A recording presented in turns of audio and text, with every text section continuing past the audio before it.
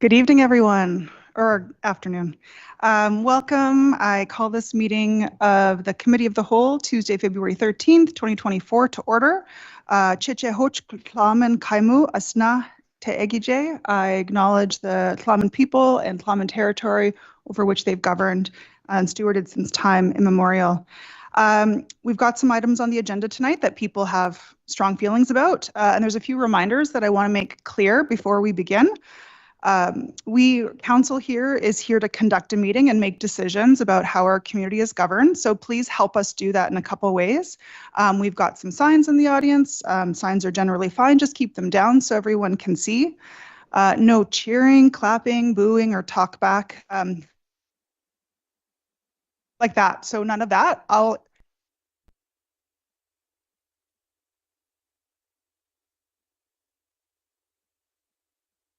So you may have opinions about what you hear tonight. You're welcome to ask questions about topics covered in our agenda today at the end of the evening during Q&A, or to send an email to council at info@pelriver.ca. Our procedure bylaw speaks to expectations of respectful language and no offensive language or signs. And words like offensive and respectful are open to interpretation. How I will try to govern the meeting tonight is to encourage my fellow council members and those who are speaking as delegations or during Q&A tonight to focus on issues and actions. I will interrupt if I feel the expectations for the meeting are not being upheld, and I do invite my fellow councillors to raise a point of order if they feel like I've missed something. We as a council are collectively responsible for governing our meetings. So again, council is here to conduct a meeting and make decisions about how our community is governed, and please help us do that. All right, so first item on the agenda tonight is the adoption of the agenda. We have a couple of proposed changes that staff have provided. What I'm going to suggest is that if someone can move adoption, and then we deal with the possible amendments one by one. So have a Councillor Mayor Wasno moves adoption. Do I have a seconder? Councillor Almeida. So first suggested item, a potential amendment, is for the RCMP quarterly update to be moved after the adoption of the minutes. Is anyone willing to move that? Councillor Doubt, Councillor Almeida, any discussion on that item? All in favor? All opposed? Motion carries unanimously. So RCMP quarterly update will be item 3.1. Second item is related to correspondence. So the agenda of the correspondence on the agenda only goes up until the cutoff as listed in our bylaws, but there is the opportunity to add correspondence that was collected up until noon today. As it relates to today's meeting, what's the will of council? Councillor Doubt?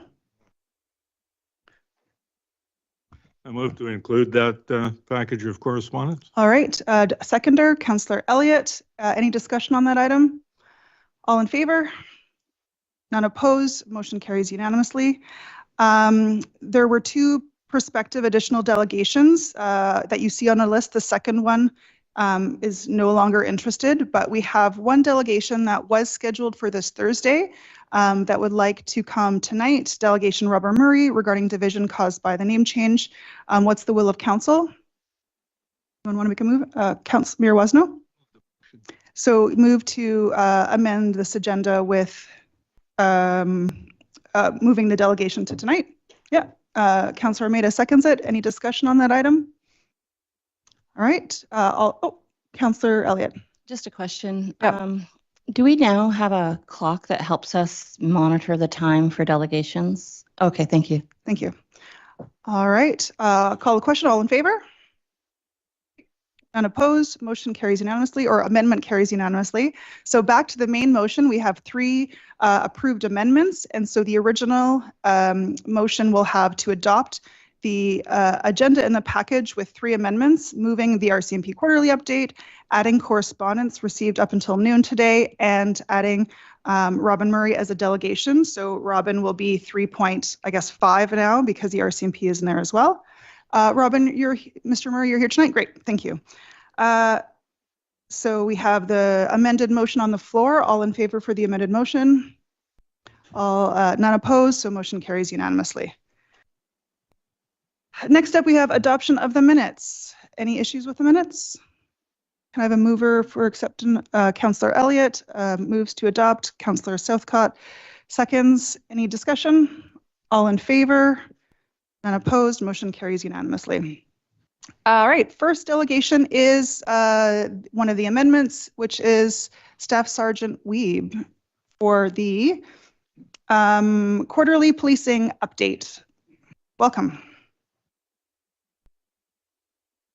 Thank you, Chair, Mayor, Councillors. This will be a little different than I normally do. We're going to add a quarterly report because going forward, you won't necessarily get an annual review. You get a quarterly report every 3 months, since how we got rid of the portfolio system.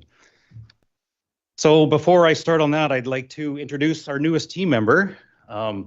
Please meet Police-Based Victim Services team that we have at the detachment, Christine Schreiber and Serrano.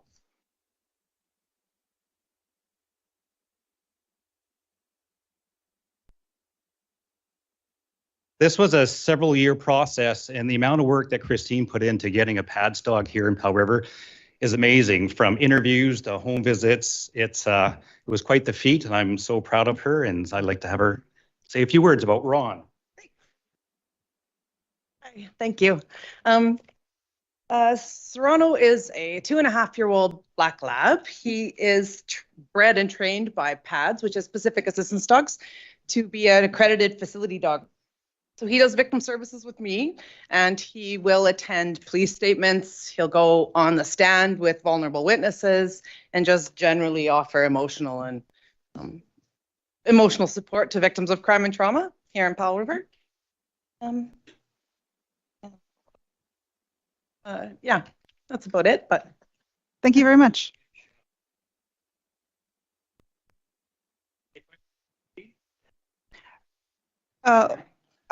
Mayor Wasno first.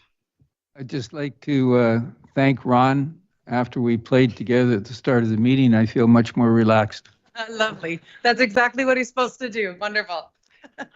Excuse me. I'm aware that you work closely with Kathet Safe in victim services. I'm wondering, for people that haven't had to interact with the legal system in ways that you provide support, is it something that they request or is offered? What does the procedure look like to be able to interact and benefit from Ron?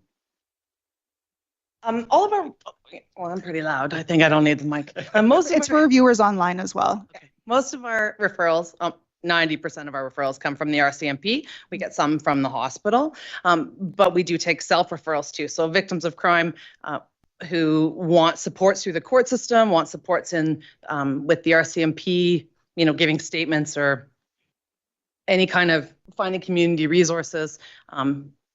Yeah, we'll take referrals from all different areas, but people have already, he's only been in the program since late October, and we've already had people come to the door asking for Ron, not victim services. They would like Ron's support when they attend the court. Thank you, Councillor Elliott. Thank you, Chair. I just want to say welcome to our community, and we're really happy to have Ron. Thank you very much. Councillor Southcott.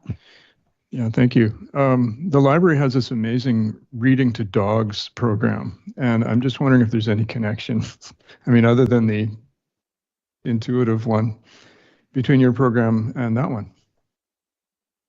No, not at this time. I believe that's St. John's Ambulance Therapy Dogs. Mm-hmm. So they're their own program. Yeah. Okay.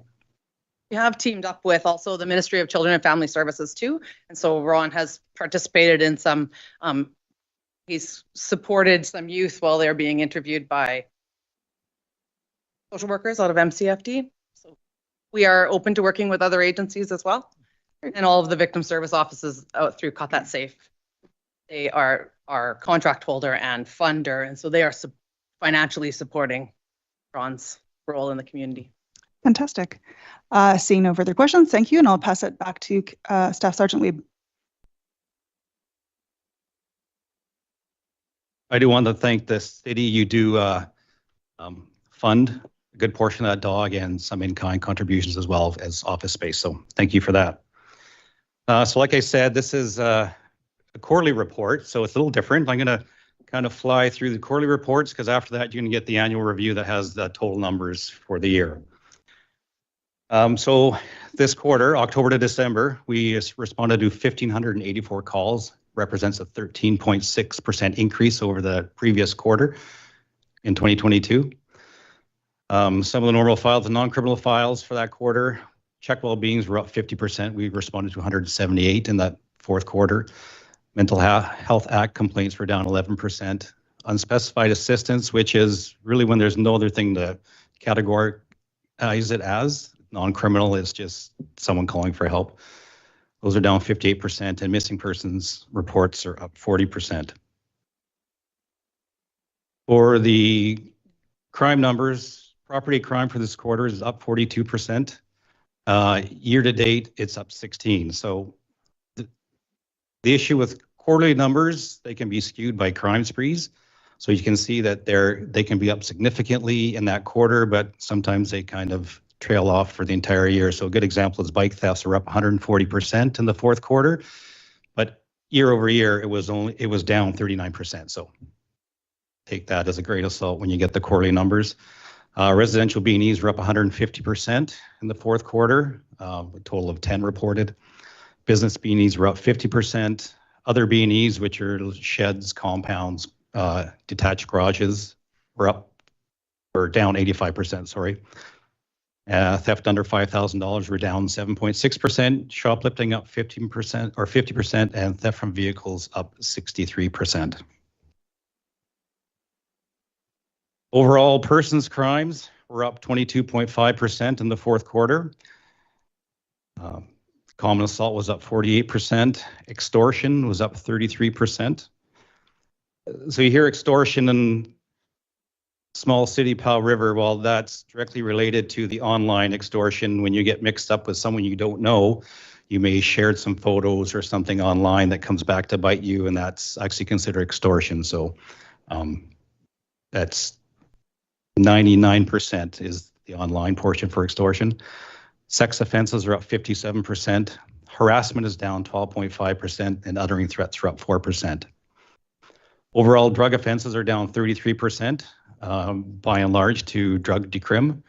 Drug trafficking was up 200%, and weapons offenses are down 56%. So that's it for quarterly stats. I can go on to the annual report and maybe save your questions for then that may paint a better picture for you. Yes, please. Okay. So this last year, the detachment establishment has changed. Of course, with the approval last year by council, we've added the 21st position to the municipal strength.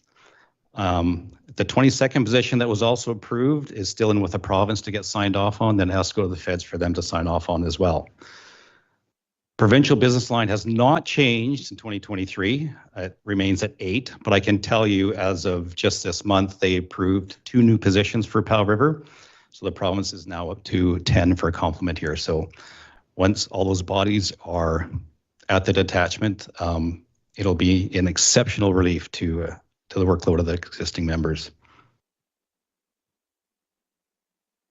So the average full-time equivalent vacancy is not changing a lot. For this past fiscal year, it's estimated to be 3.25 vacancies we're running per year.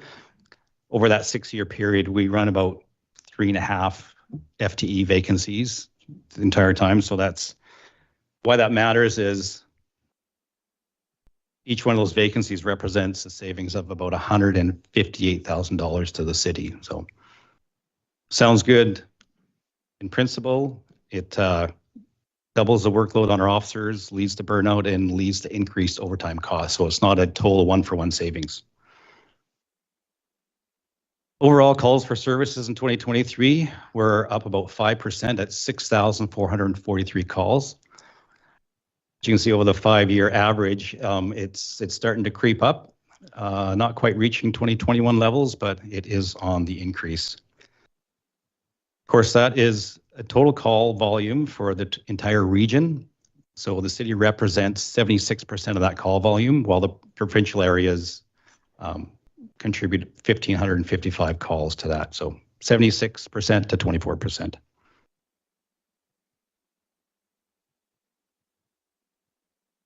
So admittedly, this graph is hard to read, but I wanted to throw in the 2019 stats as well, because since I've been here, that was the highest crime year that we've experienced. So you can see that for the most part, we haven't quite reached those levels of 2019, and for the most part, they're coming down. So I'll give you something a little easier to read now. So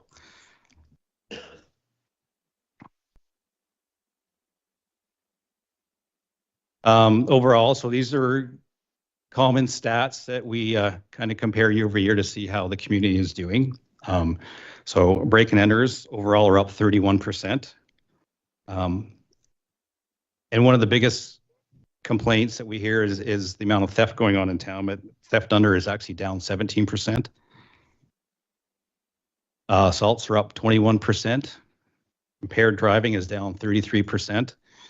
Drug offenses are down 60%. And so the impaired driving, the drug offenses is expected.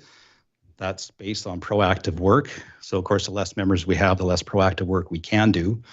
So that's just equals the amount of time we have to put into those areas.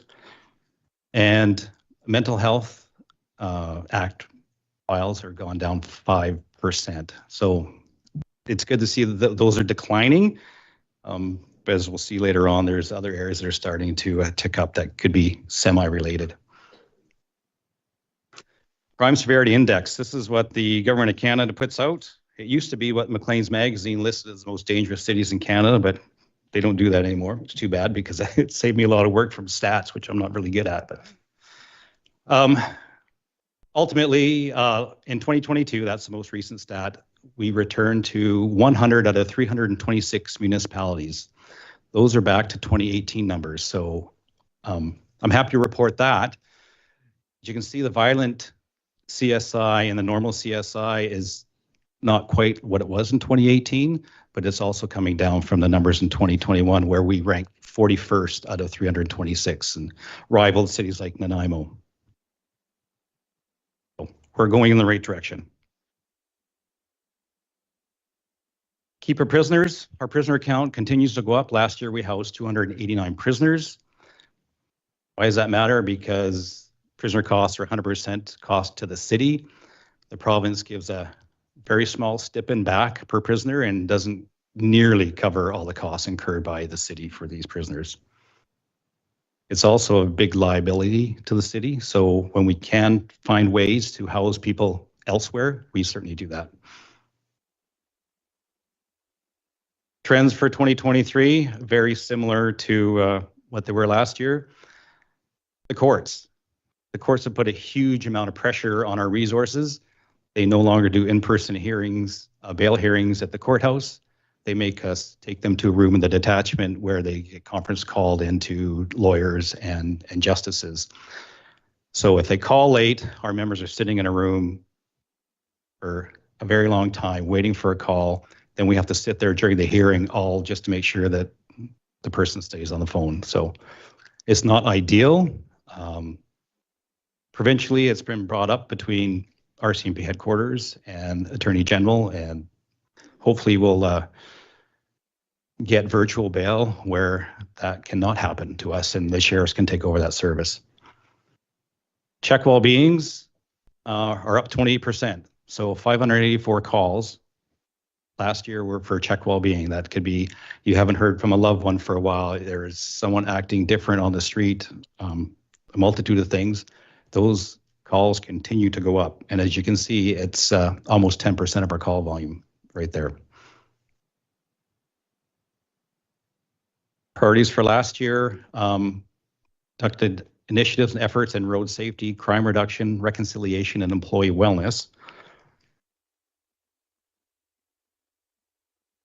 And so for 2024, 2025, we're still waiting to hear what our priorities are from our headquarters provincially. And also we would like to hear from actually citizens, councillors, mayor.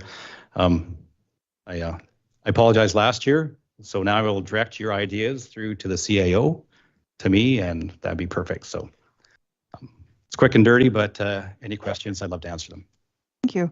Let's focus on questions for a first round. Any questions from Councillor Elliott?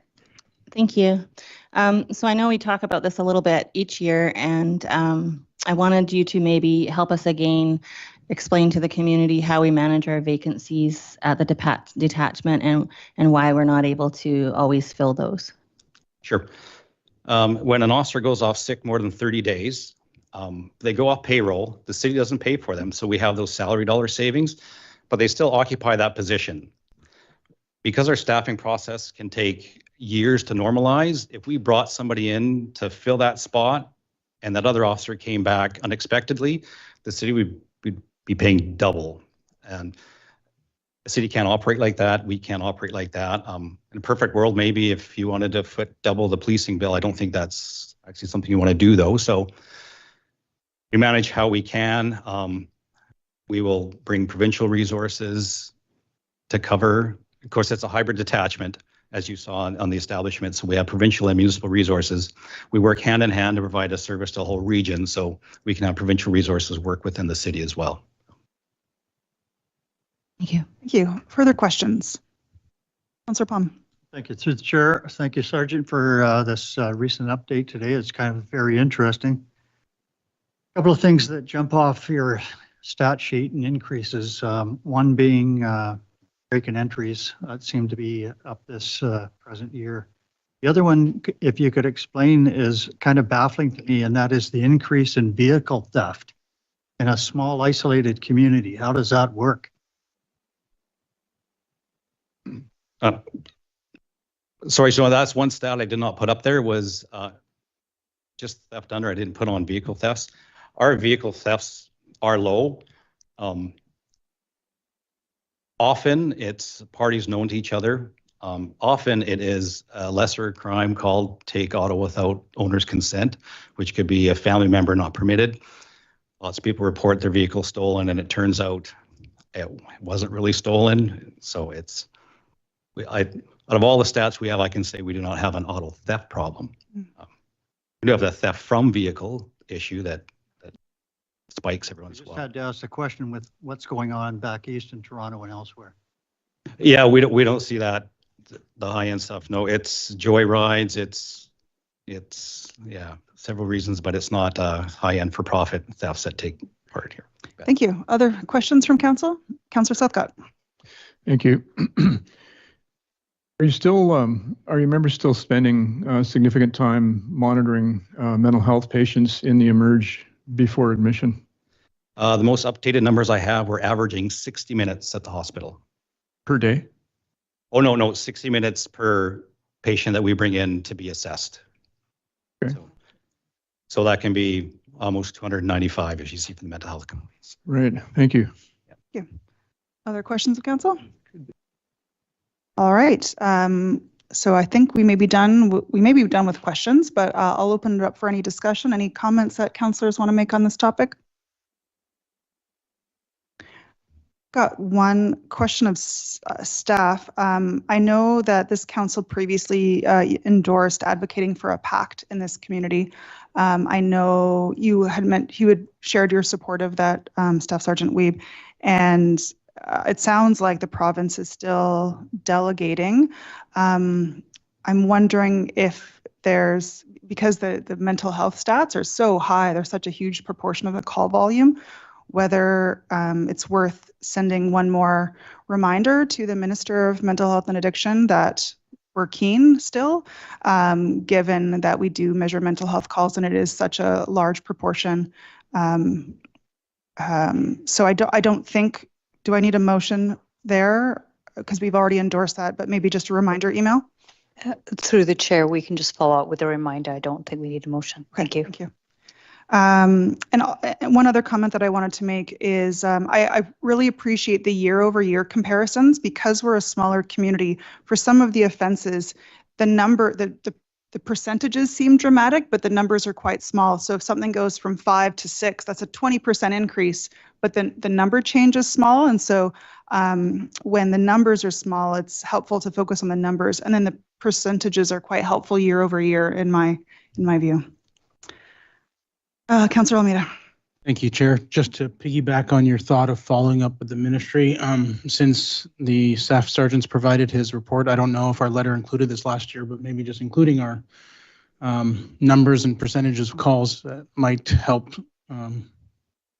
sway the decision of the province into our way as staff's working on that letter to include the mental health numbers in there. Okay, I see a nod from staff. They can do that. And for those who are unsure what I'm talking about when I say PACT, it's a peer assisted care team. It's meant to be a way to divert non-criminal calls to community to community experts in healthcare and peer support to be able to help people who are not in the midst of crime but are maybe in the midst of other crisis when there isn't a threat to life, etc. And it's a way to help the RCMP focus on what they were hired and trained to do. So thank you very much. Final comments, Elliot? It's actually a question in follow-up to Councillor Southcott's question around the time you spend at the hospital, and you indicated it's on average 60 minutes per call out for those types of call outs. Is that an improvement? Because I don't remember from previous time whether that is shrinking or growing, or has the hospital made any efforts to, or the ministry made any efforts to make that smaller? Yeah, it's improved only by a couple of minutes. Okay. Yeah. So Thank you. There's some really quick 15-minute ones, but then there's the 4 or 5 hour ones that we're subjected to every once in a while that really bumps up that average. Okay, thank you. Thank you very much. I believe we're finished. Thank you for your presentation. All right, next up, our first delegation from the public is Godson Akadenor. I'll invite you up. Thank you. So you can come up to the microphone, and if you could introduce yourselves with the correct pronunciation of your name. I may have got it wrong. Thank you, Mayor and members of the council. My name is Godson Akideno. I'm here with my colleague. His name is Adeola Awopetu. Can you move your microphone just a little bit higher, perhaps, or lean into it? Yeah, thank you. Adeola Awopetu. We are here today to present ourselves as an association and to register our presence and to let everyone in this community know what we intend to do as an association. So I'll be taking some part of it, but I would like Mr. Awopetu to start, and after then I'll come up. Thank you. And just a reminder, you've got 10 minutes. The timer is up on the screen to help you remind you. Oh, thank you, Godson. Good afternoon, the mayor and members of the council, also the general public. My name is Adeola Awopetu. We are members of the Black community. We are of African and Caribbean descent. And as we all know, this is the Black History Month, and we will be celebrating the Made in Black History Month event here in Powell River. And we have written to the council about that, requested for some support. And we just want to use this opportunity to come over to talk to the council about what we're doing. We are bringing the love that we have. We have been part of this community for a couple of years. I have lived here for over 5 years. Some of us have lived here for even up to 50 years. But, you know, contributing to the success of and development of Powell River and the Katet region. And we are here to just celebrate the Black History Month. And I'll let Godson continue from there to speak to you more about what we've got. Thank you. Yeah, for me, I am just 7 months in Powell River. And I have received tremendous support from the Black community, and I decided to apply myself to join to support other persons that will want to migrate here. My wife got a job here, and I decided to join her. And when we got here, the Black community stood by us to make Hold on for sorry, just interrupt. I can hear talking in the audience and it's distracting. So let our speakers be heard in peace. Thank you. Okay, like the Black community supported us to ensure that our movement to this place is without any form of stress. So what we intend to do in the course of the Black History Month celebration, generally we know it is a celebration that is observed globally, especially in America and Canada and other parts of the world. But we decided to have our own version of the celebration to raise the consciousness of our presence in this community, that we are here to let everyone know that we want to contribute and to continue to support the development of the community. And secondly, we want to celebrate people who are Black with African ancestries in this community, who have resided here over a period of time, who have contributed also, professionals who have contributed also to the growth and development of this community. So we want to also use the opportunity to raise cultural awareness and education of Black History Month and everyone with African ancestry, and use the opportunity to teach people about our culture, our values, and the positive things that we stand for.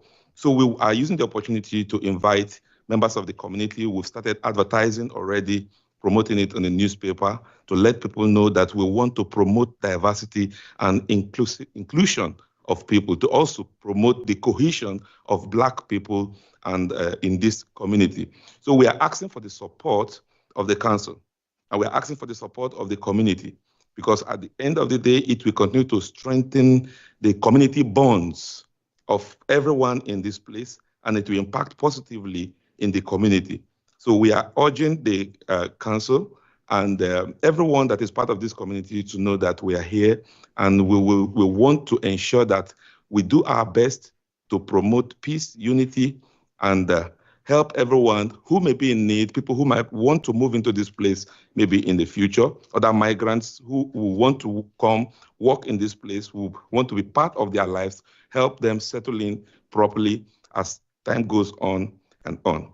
So this is what we have to say today, and we'll give opportunity if there's any questions you want to ask us. We are here to maybe respond to them.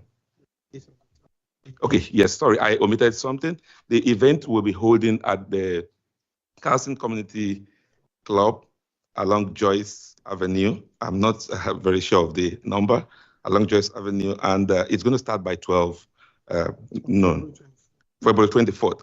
And we're going to be having a music section. We're going to be displaying our culture, fashion, dance, food is going to be free, and we are inviting everyone to come and share in our love. Thank you very much. First of all, we'll see if there's any questions that council has to help clarify anything that you shared. Any questions from council? Councillor Elliott? Thank you, Chair. Thank you for coming and doing this presentation. You're asking for support, and I'm questioning the type of support that you're asking for council. What would that be, monetary, or simply just an endorsement that we are happy you're here and want you to have your event? I'm just wondering what specific support are you looking for? Okay, first of all, we would like your presence to grace the occasion. Because if you are there, it will add credence to what we are doing, and it will those who really will need our support in the future will know that it is possible to get help from us. We want to be part of people's lives who are new in this community. So if your presence there is going to be of a great importance to us, and it will also afford you the opportunity to know us more, to understand us, and we want to be part of the community, and we want to be understood very well. Thank you. That's a great response. And if possible, if there's financial support, even though we have been advised on how to go about it, we've been sent a link on how to go about it. So we intend to do that, even if not for this particular event, maybe in the future. Sorry, just for a moment. Can I get one of the staff members or someone speaking on the phone in the back corner? Can you just ask them to take that call outside? I'll get one of the staff members can do it. Oh, he's off? Okay, good. All done. Yeah, please turn your phones off, everyone, or turn them on silent. Sorry, you answered the question. Thank you very much. Councillor Doubt. First off, thanks for coming, and I'm excited about your proposal to put on an event. I was looking forward to attending. I find out right now that unfortunately that date I'm going to be away from Powell River. I won't be able to be there, but I wish I could. So I wish you all the best in putting on your performance, and I encourage you, if you need financial support, to apply when the grant proposals are available for the city and see if you can get some city grant funding for your next year's project. Thank you. Other questions? Councillor Southcott. Yeah, thank you. Yes, and thank you for coming. I'm just wondering, there are some specifics down in this on the second page of your report.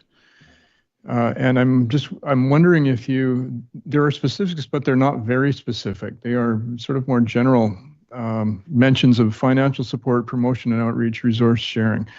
And I'm wondering if you have, by any chance, discussed those with our staff to see what might be possible. I don't think we can address what questions are implicit in those proposed items of support here at this table without having a little bit more specifics from our staff. So I guess that's a question and a suggestion at the same time. So I guess the question is, have you connected with staff at the city yet?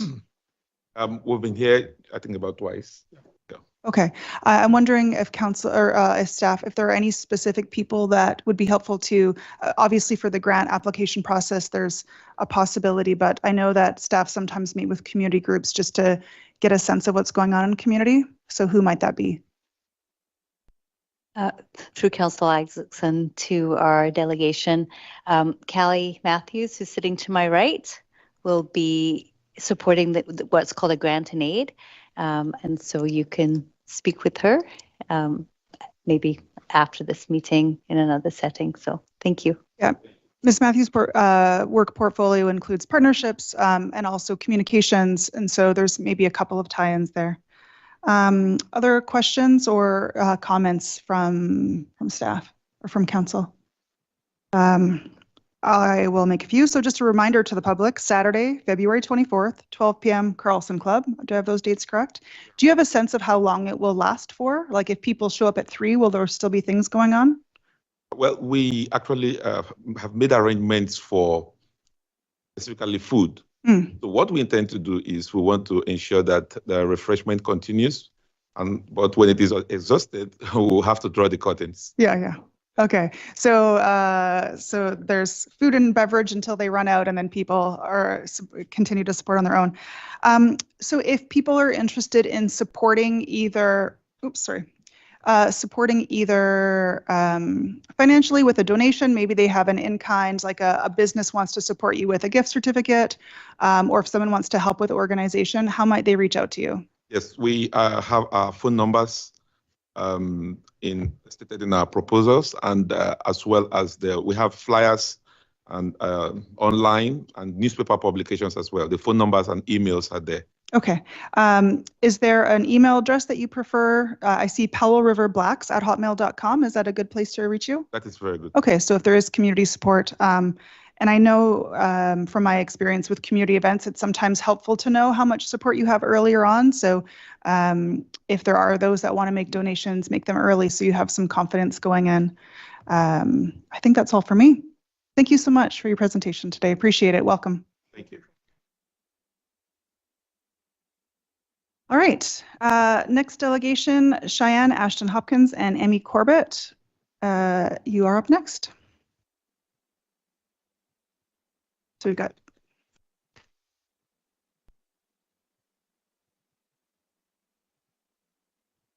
So reminder, we've got 10 minutes up on the screen, and you'll have a sense of, so I noticed that there's 2 delegations, but there's 4 of you. And so are you?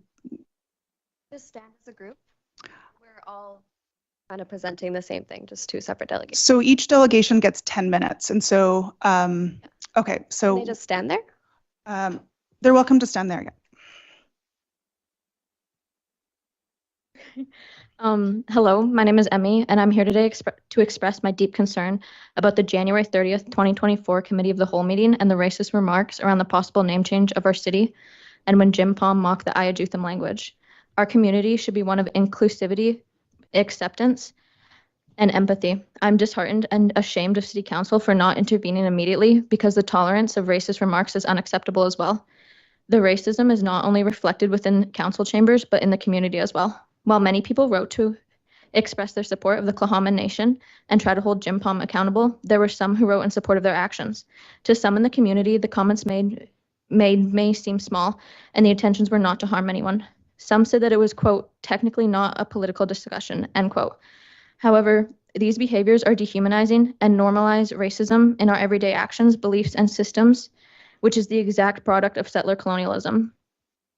From microaggressions to stereotypes, from ignorance to blatant racism, it is harmful no matter the intentions. Palm's apology published by the Global News demonstrates an unwillingness to change and shows the racism that he enacts in his everyday logic. For example, when considering a naming poll, the city is increasing division and allowing unsafe and racist conversations to continue. This opinion poll, if made into a decision, is too premature and not honoring the joint working group's recommendations and is not prioritizing safety and harboring division. What concrete steps are the city taking to follow the recommendations of the joint working group? For example, step number 3, which is, quote, future engagement on the name change be designed to maximize safety of all participants, end quote. City leaders need to work towards fostering safe dialogue and decision-making within our community. Leadership discussions should be based on the inclusion of the community as a whole, diversity, and uplifting voices excluded due to colonial system of powers. We look to you for forward thinking and respect for the future of this community. As residents of the city, we need to be fostering kindness towards each other and work on decolonizing our city and our community. For myself and many other youth who have grown up within the Cawthett region, the actions of Jim Palm showcase why we do not want to stay within the city. Why do we want to live in a city that allows its council members to be blatantly racist and transphobic while in council chambers, which in turn enables others in the community to act the same. And when these inappropriate actions go without consequences, it makes numerous people here feel unwanted. There will be no economic revitalization or vibrancy without youth. Without thoughtful and ongoing actions by Mr. Palm, council is actively doing a disservice to the economic and social health of our community. I hope to live in an inclusive and thriving community here, and without any meaningful actions, I fear this won't be possible. Please imagine what we could accomplish if we lived in a community where the leadership actively prioritizes transparency, collaboration, and most importantly, accountability.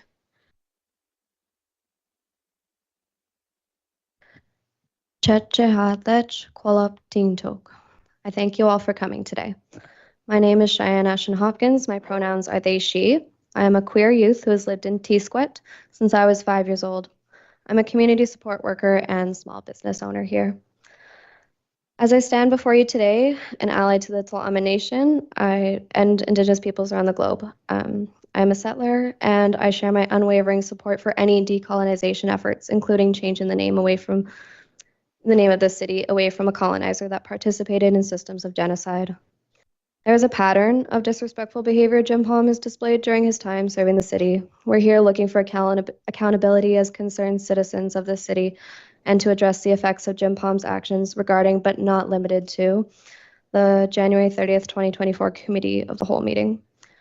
How can you say that the city is an inclusive place when your own council does not abide by their statement of support for inclusive communities? On September 28th, 2023, the Office of the Mayor said, "We embrace the diversity of all who make up our community," close quote. Jim Palm mocking the Ayajutham language contrasts embracing the diversity of all. It is dehumanizing and racist regardless of intentions. This should not go without consequence due to the undeniable harm it has caused. Although this statement was in response to the rise in hateful 2S LGBTQIA+ acts happening in the city, the same idea applies. That same statement goes on to say that, quote, discriminatory actions have a profound impact on the individuals targeted as well as the wider community. They deliberately attempt to create an atmosphere of isolation and injustice. This undermines the fabric of the healthy and inclusive community we aspire to be, close quote. Jim Palm's transphobic comments that were made at the June 15th, 2021 Committee of the Whole meeting are still incredibly distressing 2.5 years later. I recently watched the video clip again where he refers to people as being, quote, born biologically male or female, unquote. That two-spirit, trans, NB, and other gender nonconforming people do not exist. It's effectively saying that I don't exist. We do exist, though, Jim. I was assigned female at birth by doctors. Please address councillors with councillor last name. Thank you. Okay. All right. I was assigned female at birth by doctors. I have been told by society I am someone that I am not. I was raised under the colonial patriarchal concept of women, but that is not my truth. I am non-binary. I am not male or female, but simply a human who is simultaneously hurt, disgusted, and feels unsafe hearing these hateful statements. The rhetoric Jim Palm holds is incredibly hurtful, misinformation at best, but transphobic at its core. Lastly, the statement for inclusive communities reads, we need to ensure that the negative and discriminatory actions of a small number of individuals are quickly challenged and not tolerated, unquote. Jim Palm's negative and discriminatory actions have yet to be quickly challenged and seem Please to use a councillor when speaking about members of council. So councillor with the last name. Yeah. Okay, thank you. I wasn't aware of that. So Councillor Palm's negative and discriminatory actions have yet to be quickly challenged and seem not to continue without consequence. This is not conducive towards welcoming or fostering a welcoming and caring and inclusive community. This is causing pain that only deepens as meaningless statements are put out and Councillor Palm's actions are not reprimanded by fellow council members. Although it is not easy, it is necessary to speak up in these moments. At the January 30th, 2023 Committee of the Whole meeting during the workshop portion, Councillor Palm accused other council members of spreading division. As I watched the workshop, I began to note his behaviors, which were disrespectful and accusatory towards his colleagues. Councillor Palm spoke over and cut off multiple council members, mostly the women, numerous times. I can provide data for this. He waved papers and his fingers in people's faces with what I perceived to be a condescending tone. Sat with his arms crossed, head down for much of the meeting with an overall negative attitude. I'm sorry. Just pause for a second. Yeah. Silence in the audience. If you are not able to respect that, I'll ask you to leave. And if you want to share your opinion with council, you can share it during Q&A period when you can ask questions or by email at info@tallriver.ca. Thank you. Thank you. This is from one workshop I've observed. How is this acceptable? Where is the accountability within these systems? Why is Councillor Palm allowed to continue to disrespect his fellow council members and community members? I say community members as well because I witnessed this disrespect last time I spoke here, alongside 4 others when we asked the city to call for an immediate and permanent ceasefire in occupied Palestine. As Amira Ablulela introduced herself in 3 languages, beginning with the Ayajutham language, the language of this territory and land, then in her corresponding native tongues, Arabic and English, I watched Councillor Palm roll his eyes the moment she spoke Ayajutham and briefly references settler colonialism. This is a shameful and disrespectful way to engage with a member of your community. I'm embarrassed and appalled that we have someone like this working with youth and representing our city. He's been in an elected position for a decade and a half and doesn't appear to have any meaningful action to address the disrespect, whether it be at his own accord or the behest of his colleagues. The most recent statement the city has put out in response to Tla'amin feels like minimal effort of damage control. There is no accountability, sounds dismissive of valid input from other communities that have been affected when it says, quote, we request that external parties allow the city to focus its energy on having conversations between our community and Tla'amin, close quote.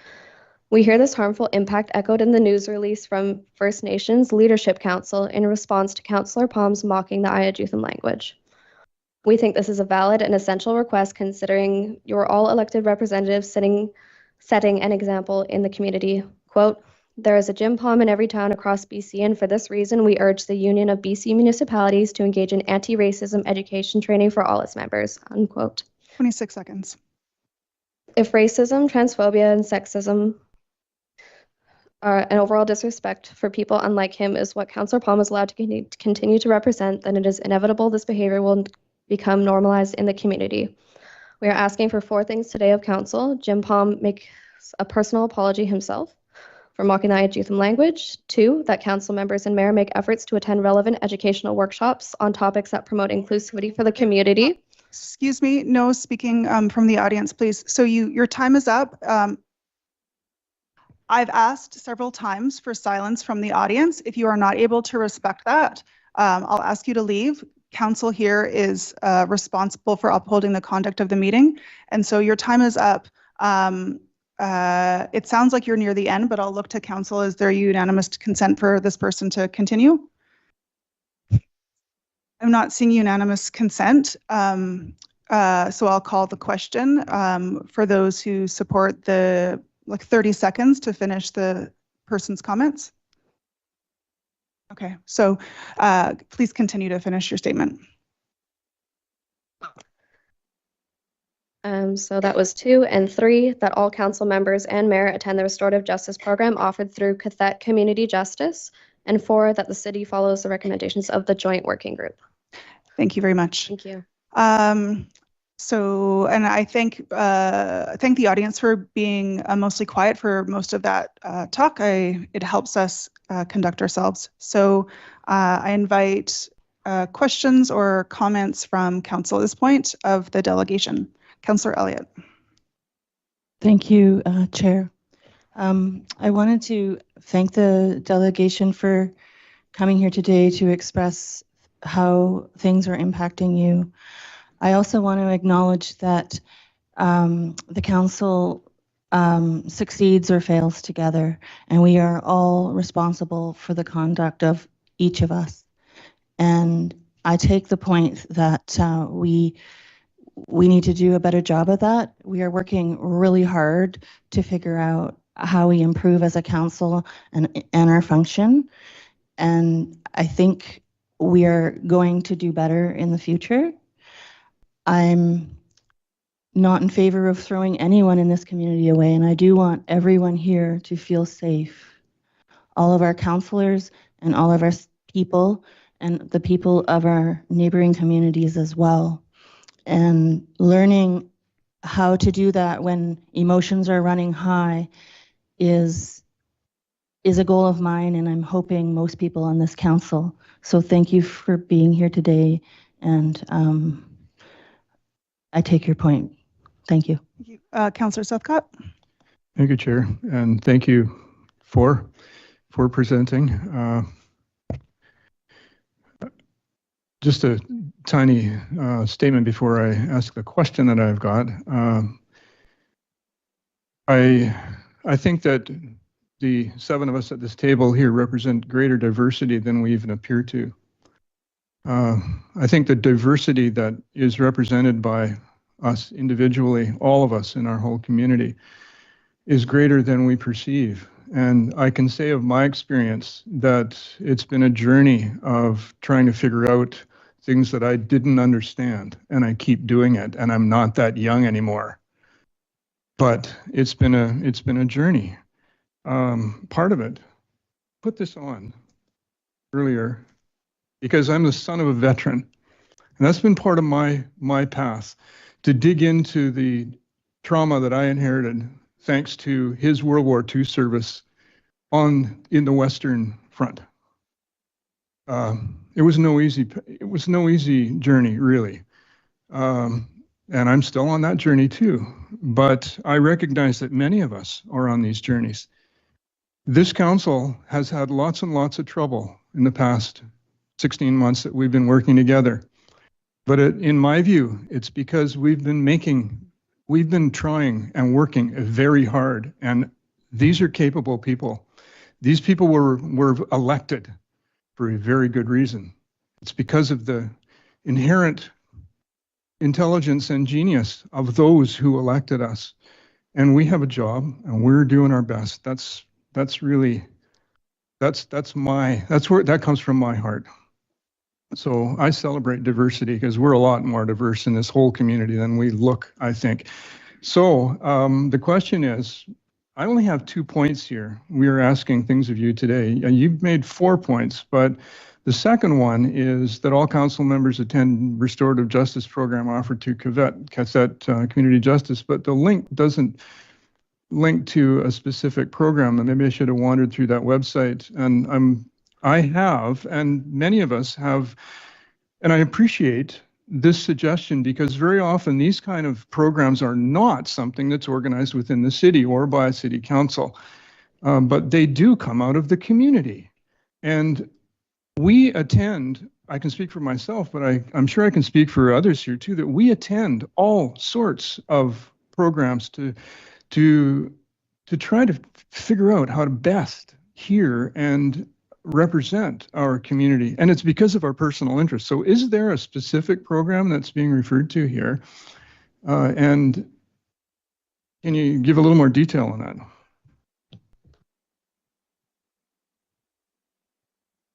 Phones on silent, please. I know it can be easy to forget. Yes.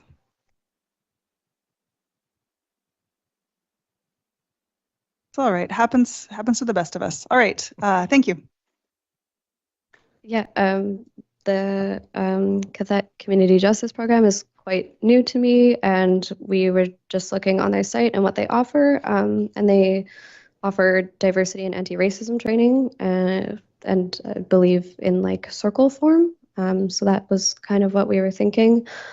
I don't have a whole lot of other information on what kinds of workshops that they have, but specifically the diversity and anti-racism training is what we were thinking of. Thank you. Councillor Doat. Yeah, I'm not going to speak for a long time about this. First, thank you for coming and sharing your point of view. I know it takes courage to come and stand up in front of the city council and speak your mind and be heard. Yeah, so I congratulate you for doing that. I'm going to be speaking at greater length when I have a motion later under correspondence about many of the items you've brought up. Not all of them, but many of them. So I just wanted to make that comment. I'm not ignoring what you're doing here. I'm going to make my comments a little later. Thank you. Any other comments from council at this point? Great. Thank you for coming. And I'll pass it over to the next delegation, Ethan Dubé and Emma Thompson.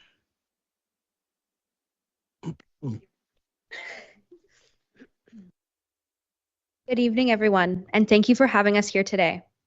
My name is Ethan Dubé. I am a young queer healthcare student, and I use he, they pronouns. My name is Emma Thompson. I am a young queer artist and support worker, and I use she, her pronouns. We are here today as concerned youth, students, and employed residents of Cathette to talk about the discrimination and misconduct from one of our community's council members, Councillor Jim Palm.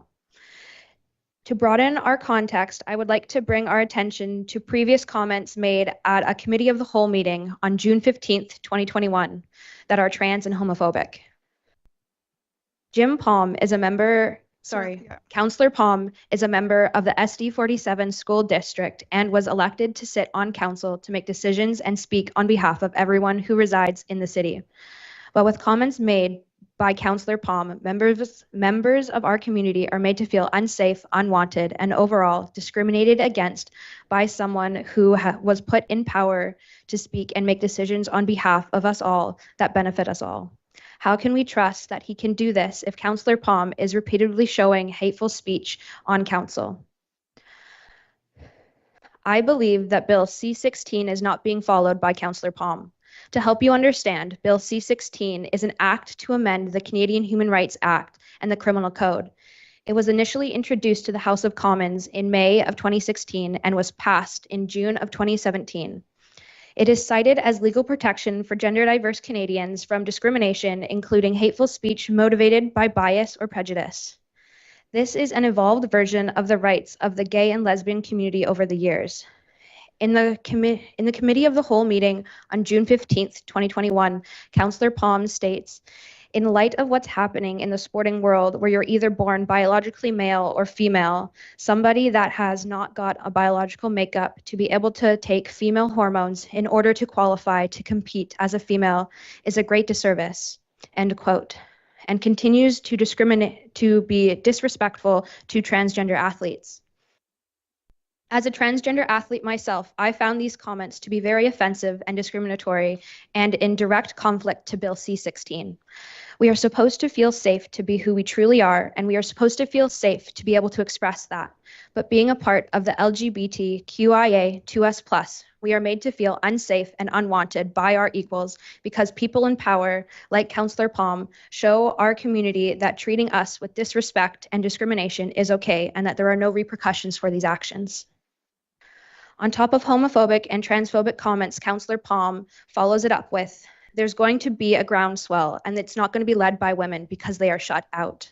End quote. To me, this doesn't sound like Councillor Palm supports women. I also wonder if he was including trans women in this assumption. Councillor Palm sits at a table of 4 other councillors and the mayor, who are supposed to be his equals at that table. Yet he sits at that table and interrupts the women and shows them disrespect. On the January 30th council meeting, Councillor Palm interrupts Councillor Elliott more than 9 times and further continues to cut off Councillor Isaacson as well, with a very threatening tone, in my opinion. This kind of behavior is showing the youth of today in our community that it is okay to treat women and peers with sexist and disrespectful behavior. If you don't respect someone, there's a time and place to express that. While Councillor Palm sits at this table and represents our community, he should be setting an example and showing the young people how to properly treat their equals. If Councillor Palm shows and teaches us that this amount of disrespect is okay, then he will be quite shocked when he starts to be treated the same way as he is treating those around him. Sexism and disrespect has no place at a table of peers. We hope to see our council take these incidences seriously and take the feeling of the community members seriously by making a commitment to further their learning and our collective healing. We hope they attend relevant learning workshops and restorative justice process. On the topic of racism, Councillor Palm's mockery of the Ayajutham language and Indigenous place names shed light on the reality of racism we are still dealing with, not only in our community, but it brought the discussion of ongoing racism in communities across the province up. And it doesn't matter, as within Councillor Palm's very brief apology, he did not mean it. The words show thoughtlessness, which caused hurt and disgust. Responsibility must be taken for one's words and actions. I would like to take the time to highlight the response from a few members of the nation. We don't take mockery of our language lightly, especially from a long-time school teacher and elected official. Our people were taught to be ashamed of our language through the exact behaviors demonstrated by Councillor Palm and worse. This has resulted in the near loss of our language. We are working so hard to reclaim our pride and fluency in Ayajutham and call on the Tla'amin people and our allies to keep up their work to restore and draw attention to the beauty of our language. This was said by Tla'amin Executive Councillor Losa Luiafoa. We cannot let this racist slur stand. This comment is wholly inappropriate coming from an elected official and contributes to the normalization of racist remarks that make reconciliation harder than it has to be. That was Haggis John Hackett. This is the hurt expressed by only a few members of our community, but we know there are more who feel the same way. I myself, as a settler and a newer resident of this community, feel hurt as well as embarrassment, for this is how our community is being shown nationally right now. We see a pattern of comments that show disrespect coming from Councillor Palm, and apparently Council does not condone these comments. We appreciate the start of work that has been done by attending the workshop on February 8th on implementing a code of conduct. This workshop was important and something that needed to happen. It is there to help you as a council to be set up for dealing with issues in the future, but it is a shame that it was not already put in place before. As your agenda for that workshop stated, one hopes the City of Powell River never has to apply these provisions, but should council find itself in circumstances where they are needed, it is best to have them in place before you must manage a complaint. The timing of this is late and is coincidental with what is currently going on.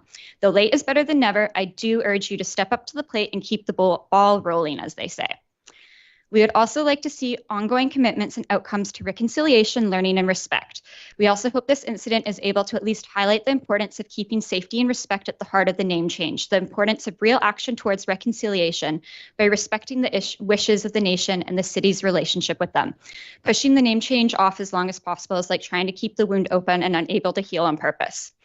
Now, I want to ask the Council, when making recent decisions in the strategic plan, if you referred to the recommendations from the joint working group, do you view these recommendations as important in guiding when making relevant decisions? I find number 9 extremely relevant in this moment. It states that ceremonial efforts be undertaken to reject all forms of racism and support healing and unification amongst all residents of Quebec region. I ask you all now, what efforts will you make to help the whole community heal from these recent events? I also want to call your attention to number 11, which states that a referendum or assent voting process is one of many available tools to engage the public, engage public opinion. It is not the appropriate tool to utilize right now. A possible assent voting process and topic should only be carefully considered after implementation of the recommendations of this report. I wonder why the Council has decided to move forward with an opinion poll if they had read this recommendation. If I had enough time, I would have liked to read the whole list of recommendations out loud and hear how the Council has moved on each of them, since as we heard, number 11 specifically states only way an opinion poll or something could be used is if all other recommendations have been implemented. Finally, I would like to remind you all that tangible action of learning, showing respect and allyship are bigger than one day. It is an everyday continuation of learning, and I would like to add that an apology without action to prove your words true is untrustworthy. We would like to invite the Council as a team to go through restorative justice since the comments have caused hurt and brought up pain and division in the community. Councillor Palm and Council in whole, we encourage and look forward to you being an example of how we can work through and learn from moments like this. Councillor Palm, I ask you specifically, if you have made any plans or done any work personally since this incident to further your learning. Have you reflected on your actions and how they have affected your community? We would love for you to... Excuse me. Quiet in the audience. Thank you very much. We would love for you to show other communities who we know are dealing with similar issues that there are ways to resolve. Sorry, excuse me. I'm commenting. I will intervene in the speaker if necessary. I don't want those comments from the audience. Understood? Thank you. Continue. Okay, my last sentence, you guys. We would love for you to show other communities who we know are dealing with similar issues that there are ways to resolve and move forward by restoring trust and respect in our relationships with one another. Thank you so much. Thank you very much. Do we have questions or responses from Councillor or Mayor Wasno?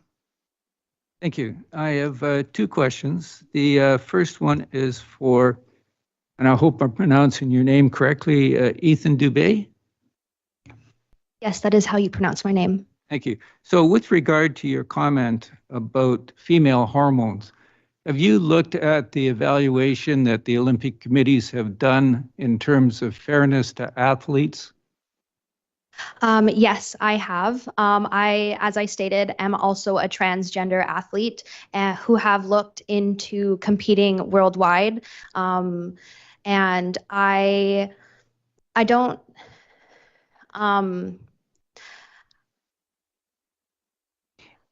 okay. It's okay. If you can't answer, you can always follow up separately. It's not up for us to put you on the spot on, yep. Okay. But if you want to respond by saying that you would follow up on the question, you can do that. Yes, I will absolutely follow up on the question, but I have looked into what the Olympics have put for hormones and athletes. From what I know, for personal experience, you are allowed to, once you come out as someone who is transgender, you are allowed to compete in either male or female category. But as soon as you start taking hormone therapies, you are no longer allowed to choose which category you compete in, and you have to compete in the category of the hormones you are taking. Does that second question? Your question? The question is for Emma Thompson.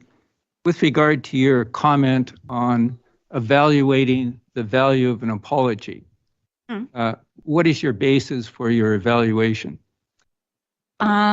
Just, I guess, from what I have always been taught in life, is that an apology, I guess what I'm going off of is a 1 or 2 sentence statement in a news article being very brief and not seeming like it's reaching out to the community as much. And I feel like an apology generally should be in direct contact with the people that you are apologizing to. And on Councillor Palm's behalf, that was done. You're not going to see things that happen in private. So yeah, I wanted to acknowledge that.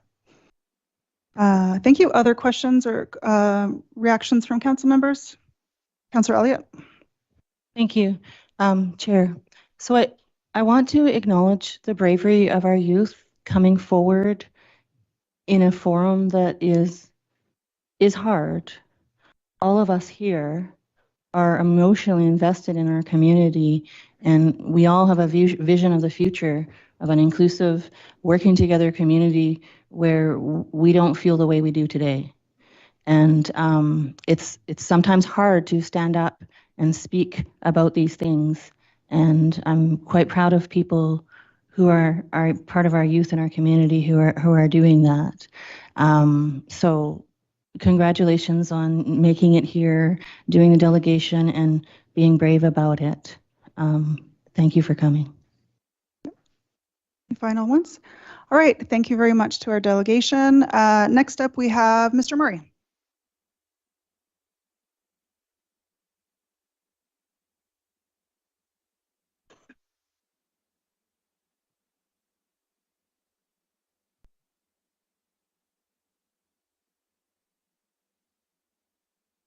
Hello, Robin Murray here. Thank you very much for adding us to the agenda. I know I missed the deadline by a short bit, but thank you for adding us on.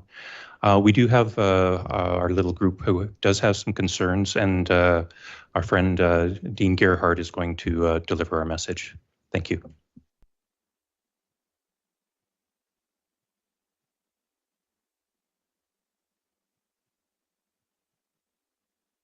Mayor Wasna, Committee Chair and members of Council. Thank you for allowing me to speak today, and I'm here representing the Concerned Citizens Group, originally formed over 2 years ago, to advocate for a referendum to be conducted on the proposed name change of Powell River. The Peak paper recently reported that there will be a motion made to come before Council that Council will consult city residents and hold the equivalent of a referendum to ask city residents, do you support a name change for the city of Powell River? And that this will be conducted at the 2026 municipal election. On behalf of the Concerned Citizens Group, and myself personally, I would like to thank you for coming to this decision and conclusion to allow the residents of our city to have an official voice in such an important issue. Well, thank you.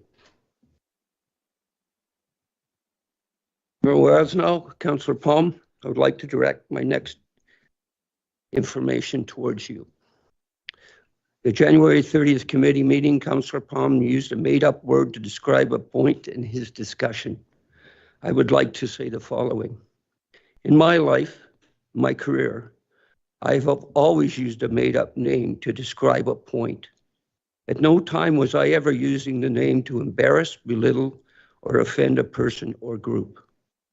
When reviewing the Peak video, many times I felt Councillor Palm was using the name to describe a point and did not consider it in any other way. I've spoken to Councillor Palm on several occasions, particularly dealing with the name change issue. I can tell you that even in private, Councillor Palm I can tell you that even in private, Councillor Palm has never spoken in a way other than to support First Nations people in general. In my opinion, if we were not in such a turmoil, no one would have made an issue or a complaint about this. Councillor Palm, I personally, along with many members of the Concerned Citizen Group, support you. That's my statement. Thank you. Thank you very much, Mr. Gerhardt. Any questions or reactions or comments from Council? Councillor Elliott. Thank you. I want to thank you, Mr. Gerhardt and Mr. Murray, for coming to be a delegation and talking to Council today. I appreciate it. Thank you very much. Thank you. Thank you. All right, next on the agenda, no clapping. Excuse me.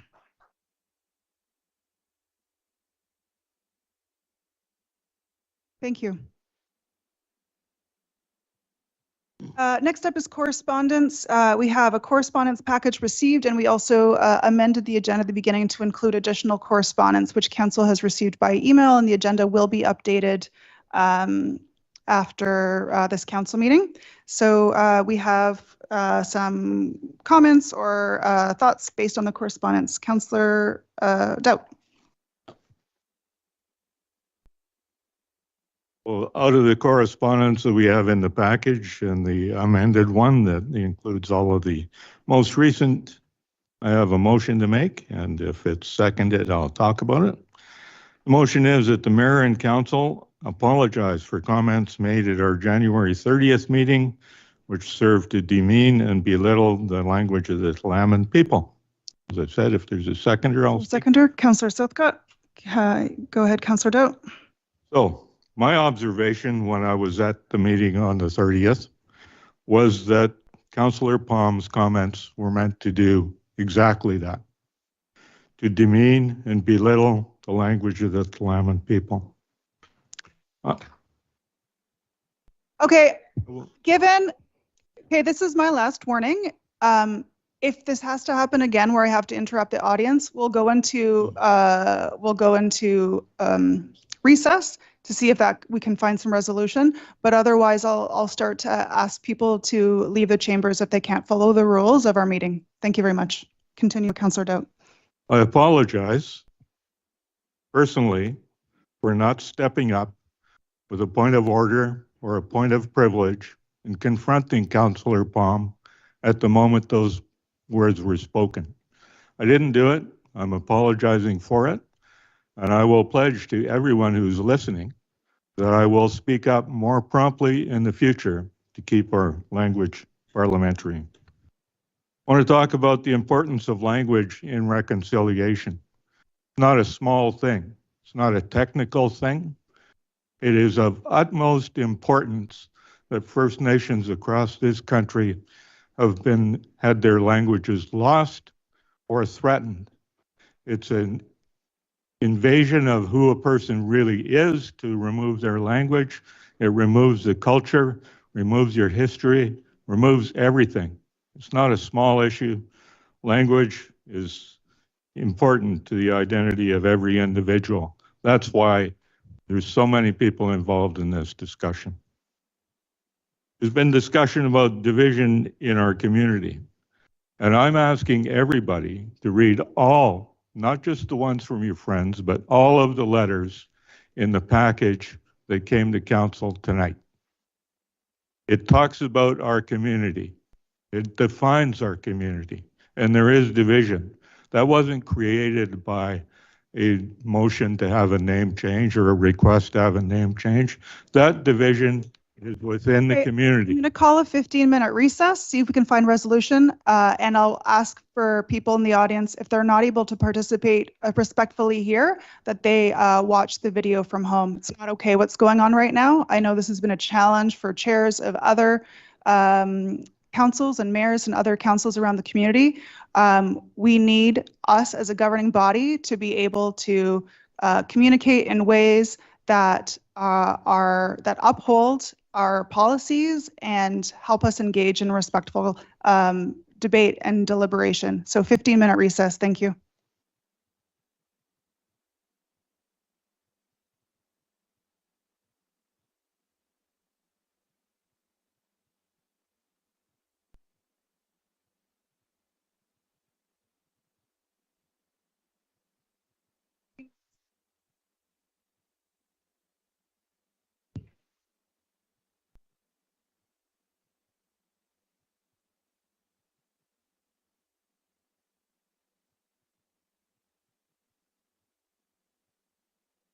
You were elected to do what we're doing here without an audience. Just don't work with an audience. Doing the right thing.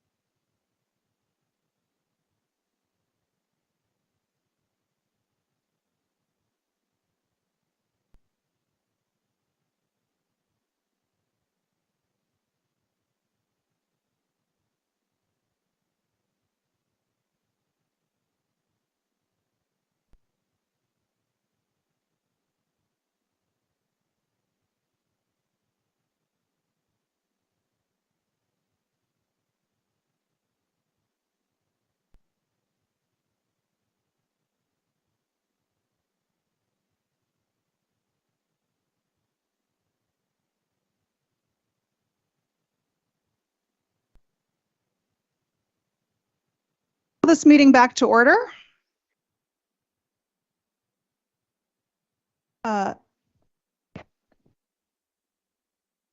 Thank you very much, everyone.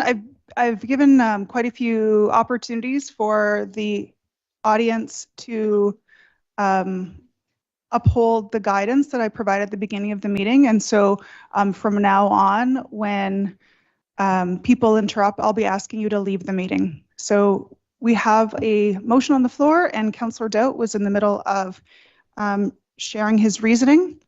And so I invite him to continue. Thank you. I'll go back to where I was talking about division in the community and encouraging everybody to read all of the letters that are in tonight's package, the ones from your friends and the ones that are not from your friends. And rather than picking a side, I'm asking everybody to read all the letters and ask what the letters say collectively about our community and how we treat each other. Okay. Many of the letters had attacks on different people, different councillors, and many of them, I think, come from people's imagination. Because in fact, Council has made no decision on Councillor Palm's statements of January 30th up until today, and this motion is the first time Council has discussed it. My motion, which I wrote this morning, is motivated by my own beliefs and not pressure from others. I considered some people's demands that one or more people be removed from office. Not a viable option under the community charter in the province of British Columbia. Once you're elected to a position in the city council, you're a member of that council, and there is no way to remove you from office. There is no way to recall somebody with a petition or a large number of votes. And that's the truth. So a motion to demand somebody's removal from office would be a total waste of time. I considered censure. Councils sometimes censure members. And that's an effective process if you have a code of conduct in place that actually has some meaningful punishments or meaningful retribution for someone who has violated the code of conduct. But we don't have a code of conduct in place in the city like the one that's in place in the regional district. So censure isn't going to get us anywhere effective. I like the idea of restorative justice that's been proposed and getting together with all the members of council and trying to work out differences, and maybe that can extend from council into the community as a leadership role. I recognize that Councillor Palm has apologized, but I'll repeat, council has not. And I think council owes it to Lamb people and the people of Powell River an apology. Let's approve that motion, try to heal relationships, and try as a community to move forward with respect for everyone. Thank you, Councillor Doudt. Any responses or, additional discussion on this motion? So we've got Councillor Elliott, Councillor Southcott, and I think I saw Mayor Wasno. Was your hand up? Okay. So Councillor Elliott, then Southcott. Thank you, Chair. So this is, for many reasons, not the easiest conversation that I've ever participated in. Many of you may or may not know, my grandfather is a Gitxsan man, and he went to a school that wiped out his language. His mother died when he was young at age 6, and he went to a school. His mother's relatives were all Gitxsan and spoke Gitxsan, and my grandfather did not speak anything except for the Gitxsan language until he was 6 years old and went to that school. He hasn't spoken it since.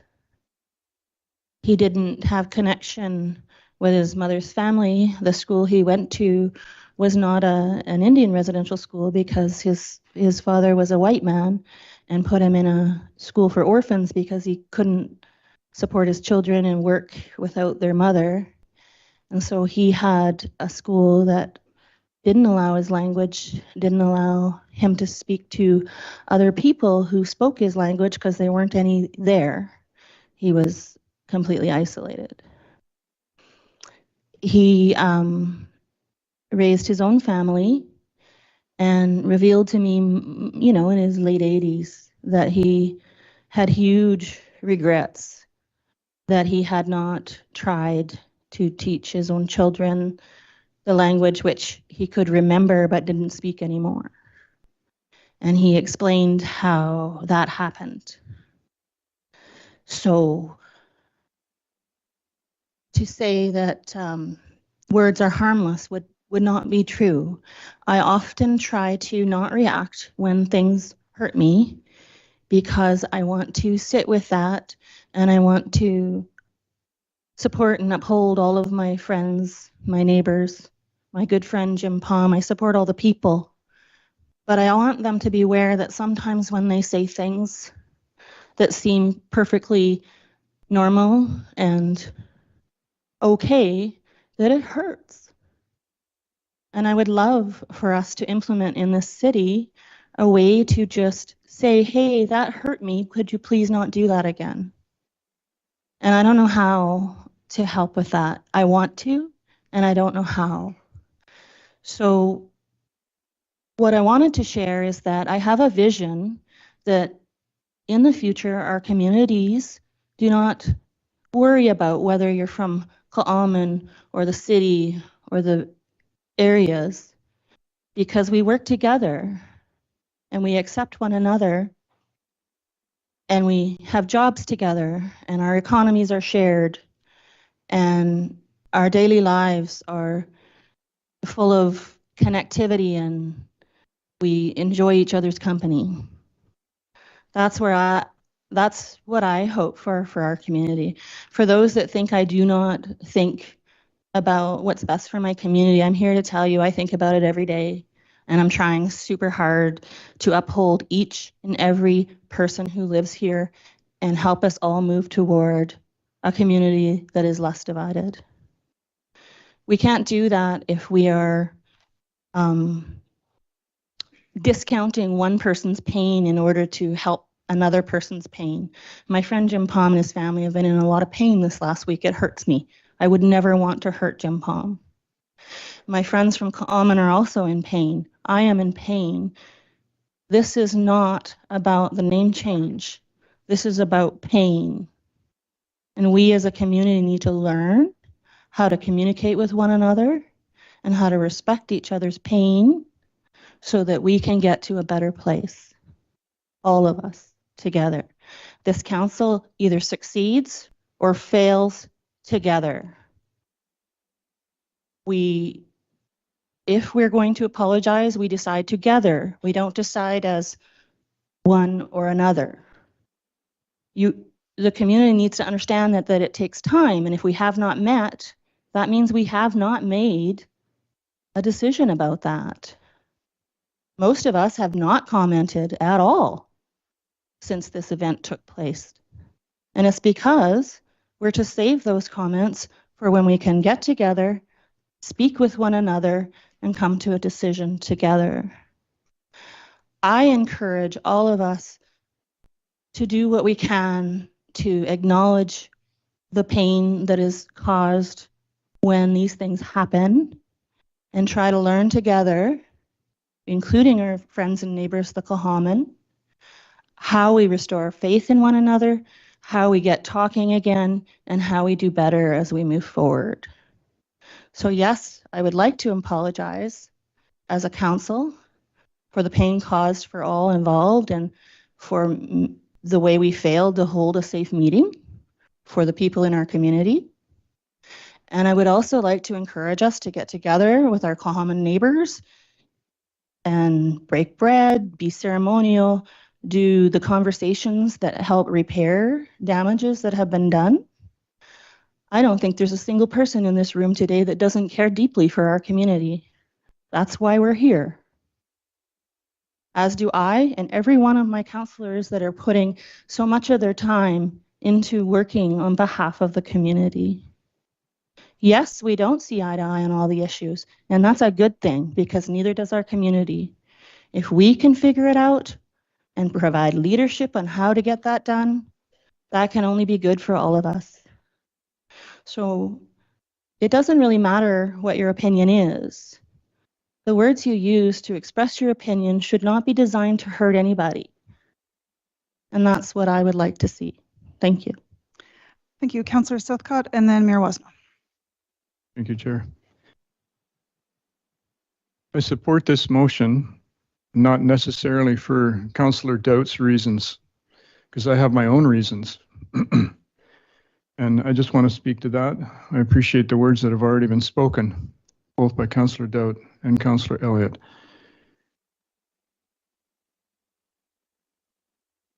I came back here about 18 years ago now. And in that period of time, I've really, I sought friendships with Plowman neighbors. And after the first while, I started, and reconciliation became the thing. And I started realizing how easy it was to embarrass myself. But I did not stop, because what was driving me was deeper than a fear of being embarrassed. I've also been married for about a total of about 30 years. And during that time, being a guy and a blockhead at times, I've said things that now I can look back and think, oh my God. But they came from me. Like, I'm sorry you feel that way. That's a real classic for me. But it was kind of a turning point when I realized how I just didn't take responsibility for what I was saying, and what I was not taking responsibility for what I could. And when I take responsibility, then I've realized that I can also take power. I can have power in the next step. So I don't necessarily have to understand rationally here with my brain why even I support Councillor Doubt's motion. It's a very simple motion. It's something that we can all do together, but I understand it in my gut and in my heart. I understand that this is something I must participate in, that I am committed to, and I don't do it, I hope, because I've judged Councillor Palm. I've worked with him the whole time I've sat at this table, and he and I have not agreed about all sorts of things, but we've done the work together. And I look forward to continuing, because it's uncomfortable. And that's the one thing that I really learned about reconciliation, whatever that is exactly. I'm still totally discovering that, and I think we all are. It's a painful journey, but it has to be taken one clumsy step at a time, if you're me. So that's why I support this recommendation. It's because it comes from my heart and it comes from my gut, and I know there why. Whether I understand it here or not, and it's not just us, it's everyone in this room who's come here, I believe, because we believe in the community that we are. We are not a divided community. We feel divided right now. I get that up here. Down here, my gut and my heart, I know this community. We're a community who works together. I grew up here and I saw all the good things that went on, and I still know that heart in this community. So that is also why I, sitting at this table, can totally believe in supporting this recommendation, whether I totally understand it here or not. Thank you. Thank you, Councillor Southcott. Mayor Wasno. Thank you. So I'm going to propose an amendment to the motion by Councillor Doubt. And the reason why is I first met with leaders and members of Kalaman in 1990. I have 40 years experience in working with, celebrating with, and getting to know Indigenous communities across Canada. In 2008, long before the committee looked at issues of Indigenous affairs in Canada, we started the first foundation to allow high school Indigenous students to come to university for a week. So we spent 12 years as the volunteer executive director and the program coordinator. We raised the equivalent of over $5 million, which allowed over 700 Indigenous students to spend a week at a university studying something that they thought they might like to do, whether it was science or engineering. During this time, for every one of those 700 students, either Susan or myself talked with the student and the parents or grandparents to answer any questions they had about why this opportunity was being offered to Indigenous students. So I think I have a solid basis for understanding the importance of issues not only in Clonmel, but in other Indigenous communities across Canada. And I got to tell you, I'm hearing a lot of baffle-gab that I don't think resonates with the people of many of the Indigenous communities. Councillor Palm made a remark, and he's indicated that he would have changed. He offered an apology to the Clonmel Nation. Councillor Doubt has said in hindsight, he would have acted differently.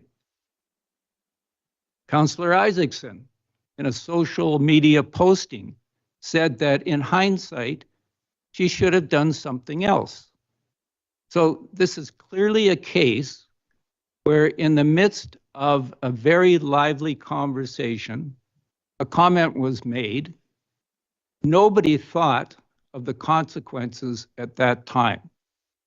So my amended motion reads, Mayor and Council apologize for unintentional comments made at our January 30th meeting, which has hurt members of the Clonmel people. So thank you. Just to clarify, so you're suggesting that after apologize for, you have unintentional comments, and then strike the serve to demean and belittle and replace it with has harmed members of the, did you say Clonmel people? Correct. Okay. All right. Is there a seconder for that amendment? There is not a seconder, so. There is this. Oh, sorry, I didn't see your hand. Didn't see your hand. So it's seconded. Now it's on the floor for discussion. You've shared a bit of preamble already, and so I'll open it up to the floor for reaction or discussion. Chair. Oh, Councillor Elliott, off my game here. Thank you. I want to thank you for the proposed amendment. I would probably be more supportive of it if we just left it at comments without putting in unintentional, because it appears to take away the purpose of the apology. The words make it less sincere. The word unintentional makes it less sincere in the way I read language. The comments that were made, we're apologizing for those, and I would leave it at that. I would not be on board with an apology that it professes to try to, it's like a double negative. I'm sorry that you took my unintentional comments that way, basically, and I don't support that one word in the amendment. Any other discussion on this item? Councillor Palm. I'm going to stand up while I speak. You need him. So you need the microphone, Councillor Palm, so people can hear.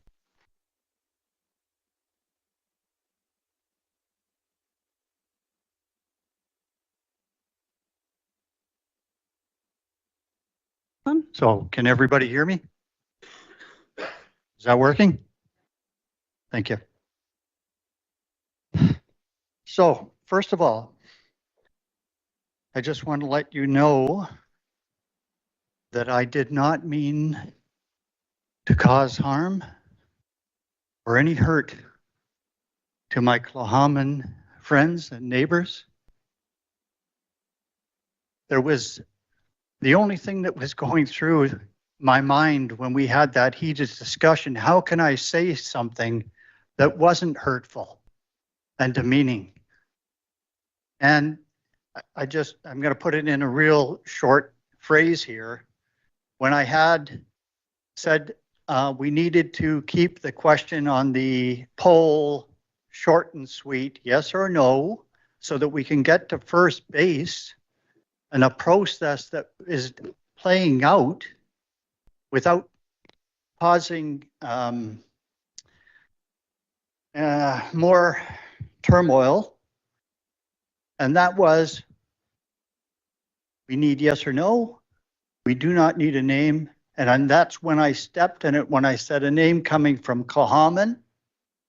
And the only thing going through this little pea brain at that time is, now what am I going to say? I don't want to hurt anyone. I don't want to cause harm. I don't want to make reference to a place in our community. I don't want it even to be a word, because it was meant to be a made up fabrication of nothing.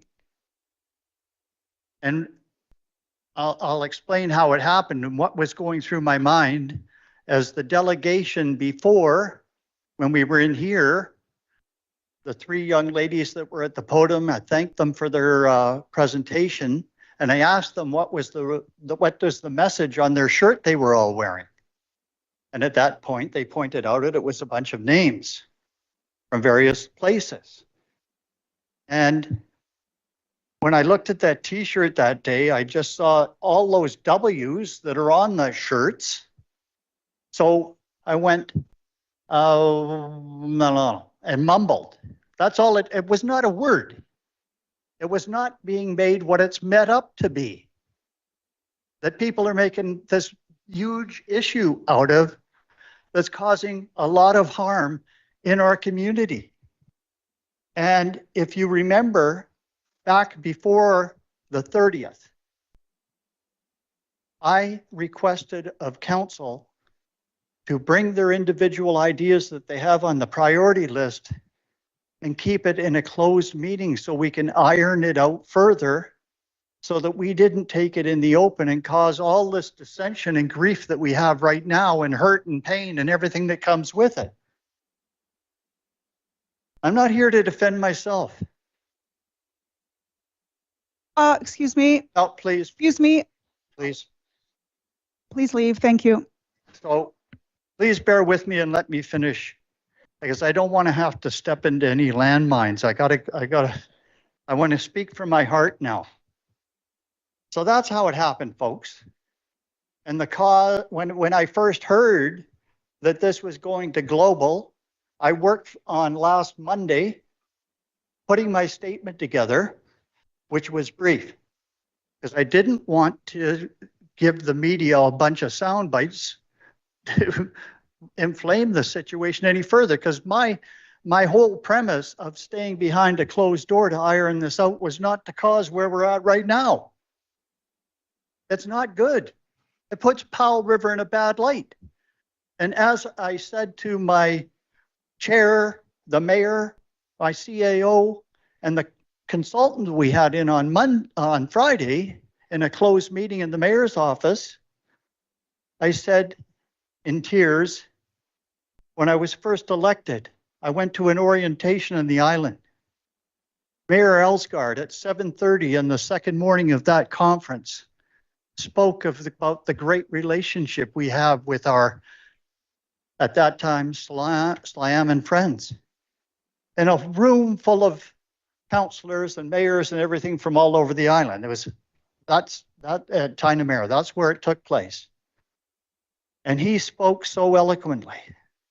He spoke about the great community accord. I was at that community accord, the first one at Whitehall, and I was so proud that day. Because I had spent the first part of my career teaching every male First Nation student in this, at that age group of grade 8, 9, and 10 PE at Brooks. I'd worked at Brooks for 20 years, teaching PE and socials and other subjects to these youth that I love.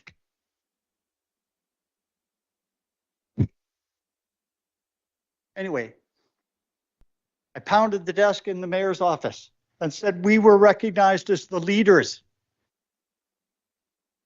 on how our relationship was evolving. We were the leaders, and we still are, and we can be. And I don't want to go down the point of what I've done for 40 years in this community, because that's just a whole nother story. And I've been lying in bed for the last week, racking my little pea brain and not sleeping,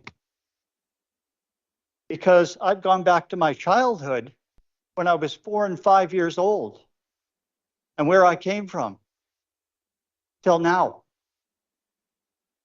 And I can assure you, I have never disrespected intentionally anyone or anything. I have never written a letter about anyone.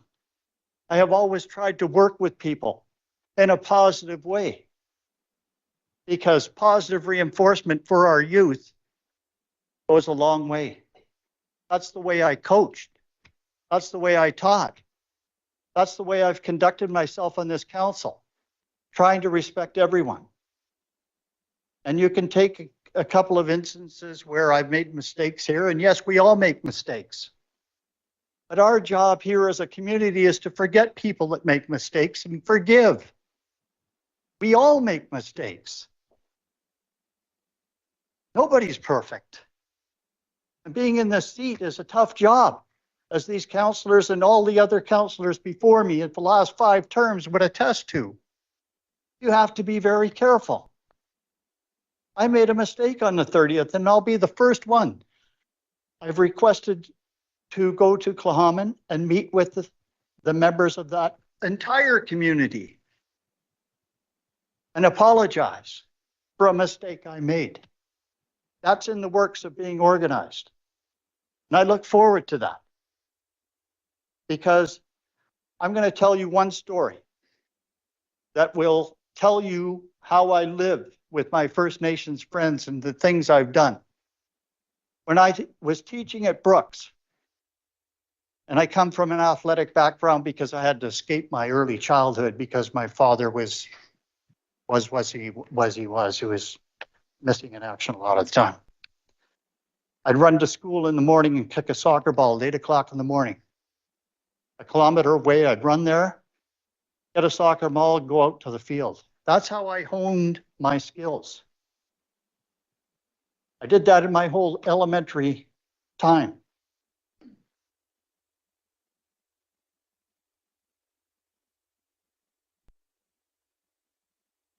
When I see my dear friend George Hutchison sitting here, and I'm playing soccer my first year when I was 17 for the premier team in Nanaimo, because I had honed those skills, and we were walking off the field that day. They had a great team that season, and they beat us 2-1. We're walking off on a sunny day to the change room to shower up, and Mr. Hutchison puts his arm on my shoulder and he says, "Great games."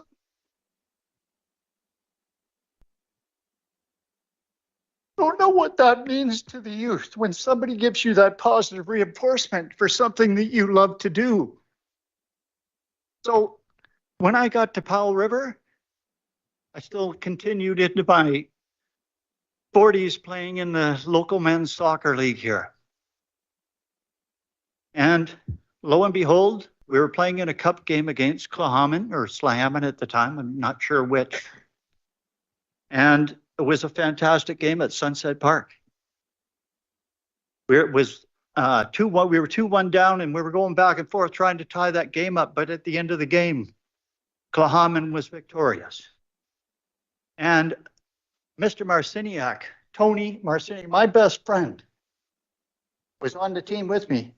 He is the councillor at Brooks that I celebrated his life when he died at work, because he had taken the pain of all of our students for 27 years, and his heart burst. During that day when we were both playing after that game, we'd give the boys 3 cheers from Clahaman. And we line up as we always did to shake the other team's hand. And the hooting, the hollering, the cheers, and how those First Nations community felt was so fantastic for me.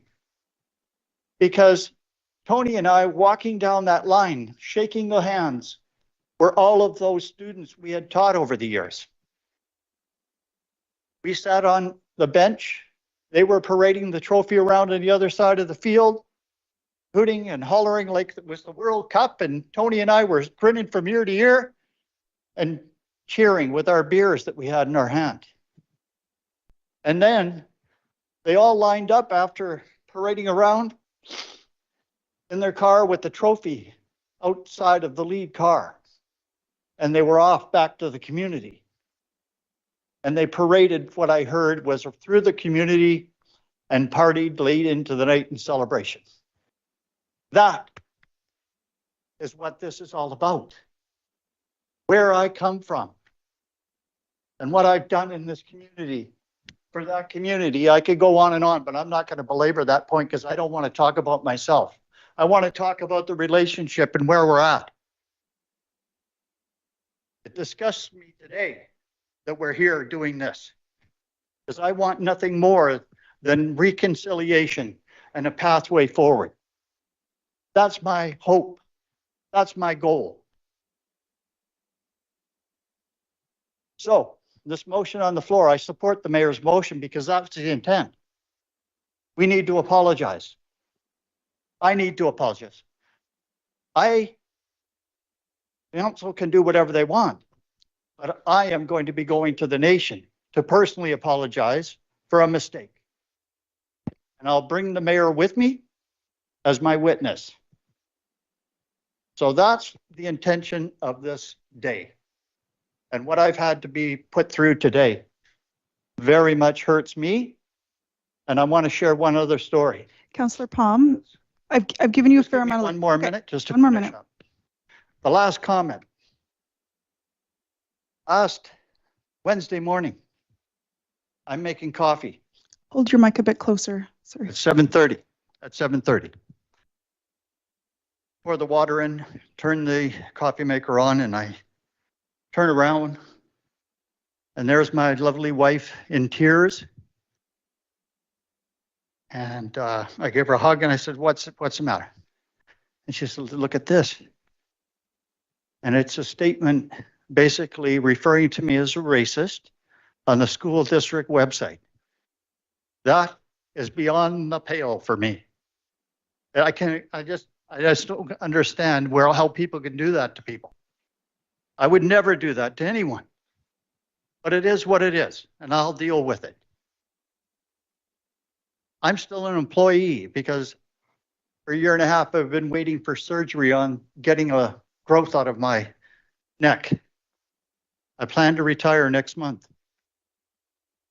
But I can't believe, and my wife said to me at that point, she is your Olympian, by the way, your track and field athlete that went to the Olympics in '84. And she still coaches and loves to coach with her coach, Scott Gillespie, who built the Sunshine Trail with Eagle Walls, another good friend of mine. And she said to me, I can't coach anymore at Brooks as a result of this. Now that's a real shame for our community, because between her and Scott, you couldn't ask for better coaches training our youth. That's a big loss if she has to walk away. So I'm hoping we can heal And when I address the school board, I'm going to ask for two things. One, that our superintendent, Mr. J. Ewell, phones my wife directly and talks to her so she stays on.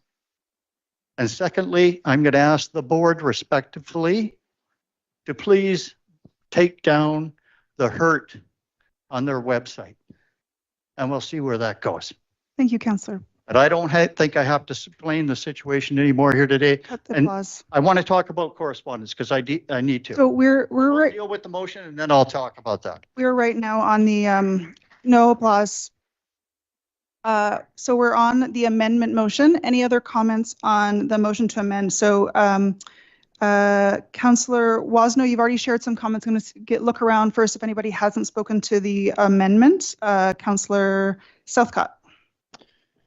Thank you. I support this amendment, though it's not 100% clear to me that has hurt members really expresses what I feel I would want to express any more clearly than the original. However, if it's what we agree on, then I would support that. I don't support the word unintentional because it qualifies the statement, and I just want to leave it unqualified. Thank you. I haven't heard an amendment to the amendment, so right now we're still voting on the amendment as shared by Mayor Wasno. Councillor Almeida hasn't spoken yet. Took the words out of my mouth, Chair, so I will make that amendment to the amendment to remove the word unintentional from Mayor Wasno's amendment. All right, so we have an amendment, and we have an amendment to the amendment to remove the word unintentional, as suggested by Mayor Wasno. Is there a seconder for that amendment motion? Councillor Elliott, do you want to share anything about that before we discuss? I, like Councillor Elliott and Southcott have shared, I don't have any concerns with the rest of it, but I do feel unintentional or not, we don't need to make reference to that in such a statement. It belittles the statement a little bit, so that's my reasoning. Okay, Mayor Wasno? I support removing the unintentional. Okay, thank you. Any other comments on this amendment to the amendment? Oh, so right now, so Mayor Wasno's original amendment was to insert the word unintentional before comments, and then after the word which, strike out the serve to demean and belittle and replace it with has harmed members of the Tla'amin people. And so Councillor Almeida's amendment to the amendment is to not include the word unintentional. All right, so everyone's clear what we're voting for. Any other comments on the amendment to the amendment? Call the question. All in favor of the amendment to the amendment? Unanimous. So we're back to the amendment, which now stands to strike out serve to demean and belittle the language of the Tla'amin people and replace it with has harmed members of the Tla'amin people. Any other discussion on this proposed amendment? All right, seeing none, all in favor of this amendment? All right, the amendment passes unanimously. We're back to the original motion, which now reads, Mayor and Council apologize for comments made at our January 30th meeting, which have hurt members of the Tla'amin people. Do I have that correct, Corporate Officer? Great. Any other final comments on the amendment or the motion as amended? All right, all in favor? Okay, motion carries unanimously. Thank you very much. And yeah, I realize I didn't make any comments that I intended to make on that motion. We are moving on to the next agenda. Oh, still on this topic, Councillor Elliott? Thank you. I'd really like to make a secondary motion if staff thinks it might be helpful that Mayor and Council reach out to Tla'amin Nation to schedule a gathering where we get together to have an appropriate circle designed to heal the conversations between our governments. And that might be too much. I don't know. Do we need a motion like that, or is that something we can do without a motion? Through the chair, I believe it's something that we can take direction on without that. Thank you. but it's up to the will of. So you still need direction, which you haven't received through a motion yet. So right now, the only action that we've taken is to state an apology.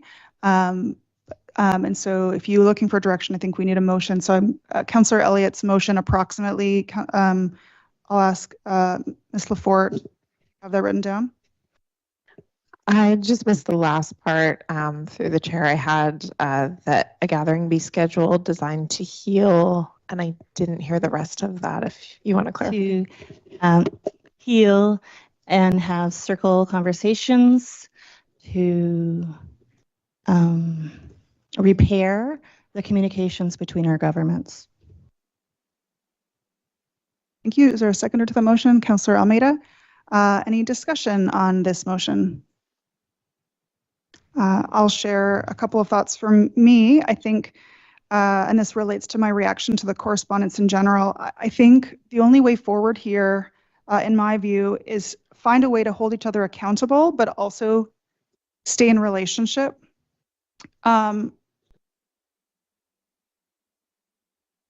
I acknowledge that different people have had different experiences with learning related to reconciliation and Indigenous rights, treaty, TRC recommendations, etc. And really our growth over time is only measured through being able to look back at what we've shared in the moment. And I believe that no one is disposable. So we are all in community here and we'll be in community tomorrow. And if we start cutting people out over time, who will be left? I think we are, again, in community here and we will still be in community. We need to find a way to remain so. So I think an apology is an important part of what's needed, but I don't think it's sufficient. I think it will be demonstrated over time in steps large and small, which is why I support this motion as an additional step. I'm not as concerned about the word heal, to be honest. I don't think we can decide whether or not people can heal, but we can try to repair, which is why I think is at the heart of this.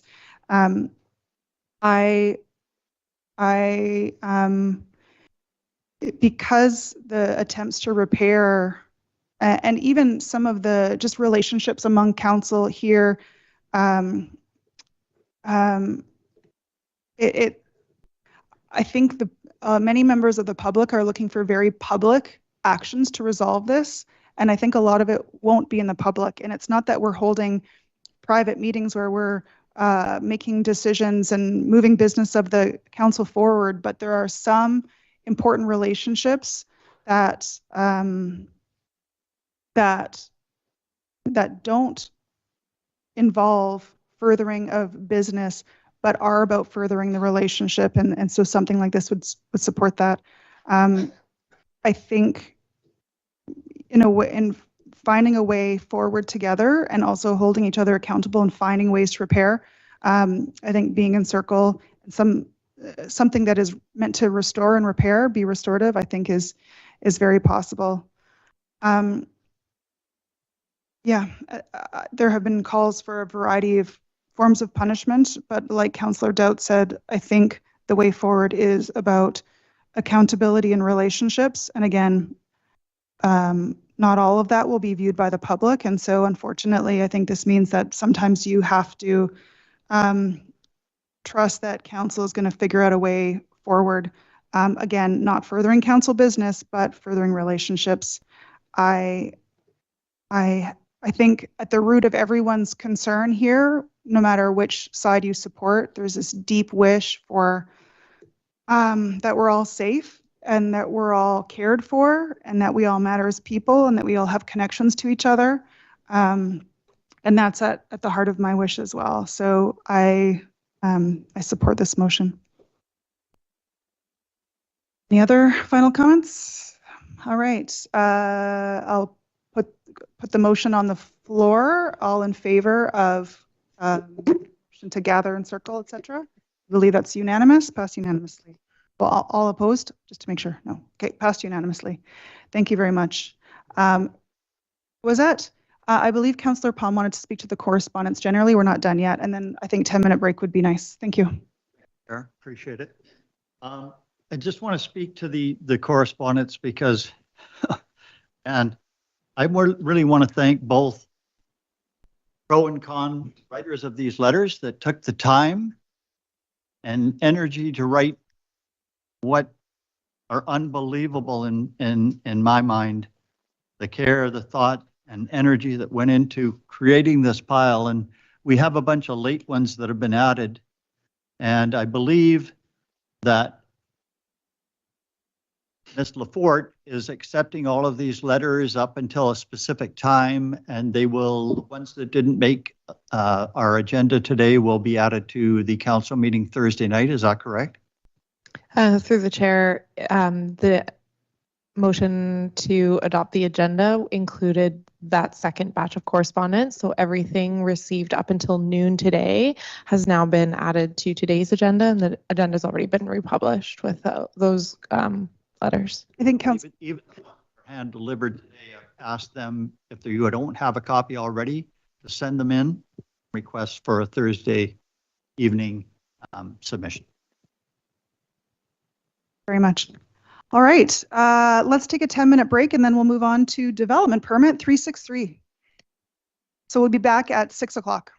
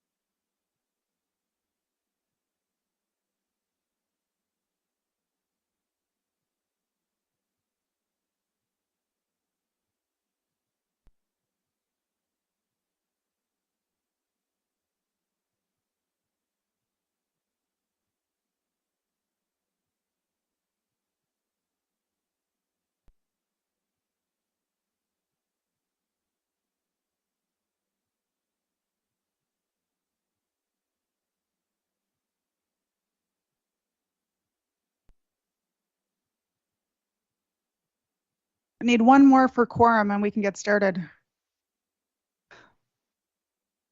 Oh yeah, get them from around the corner, thanks.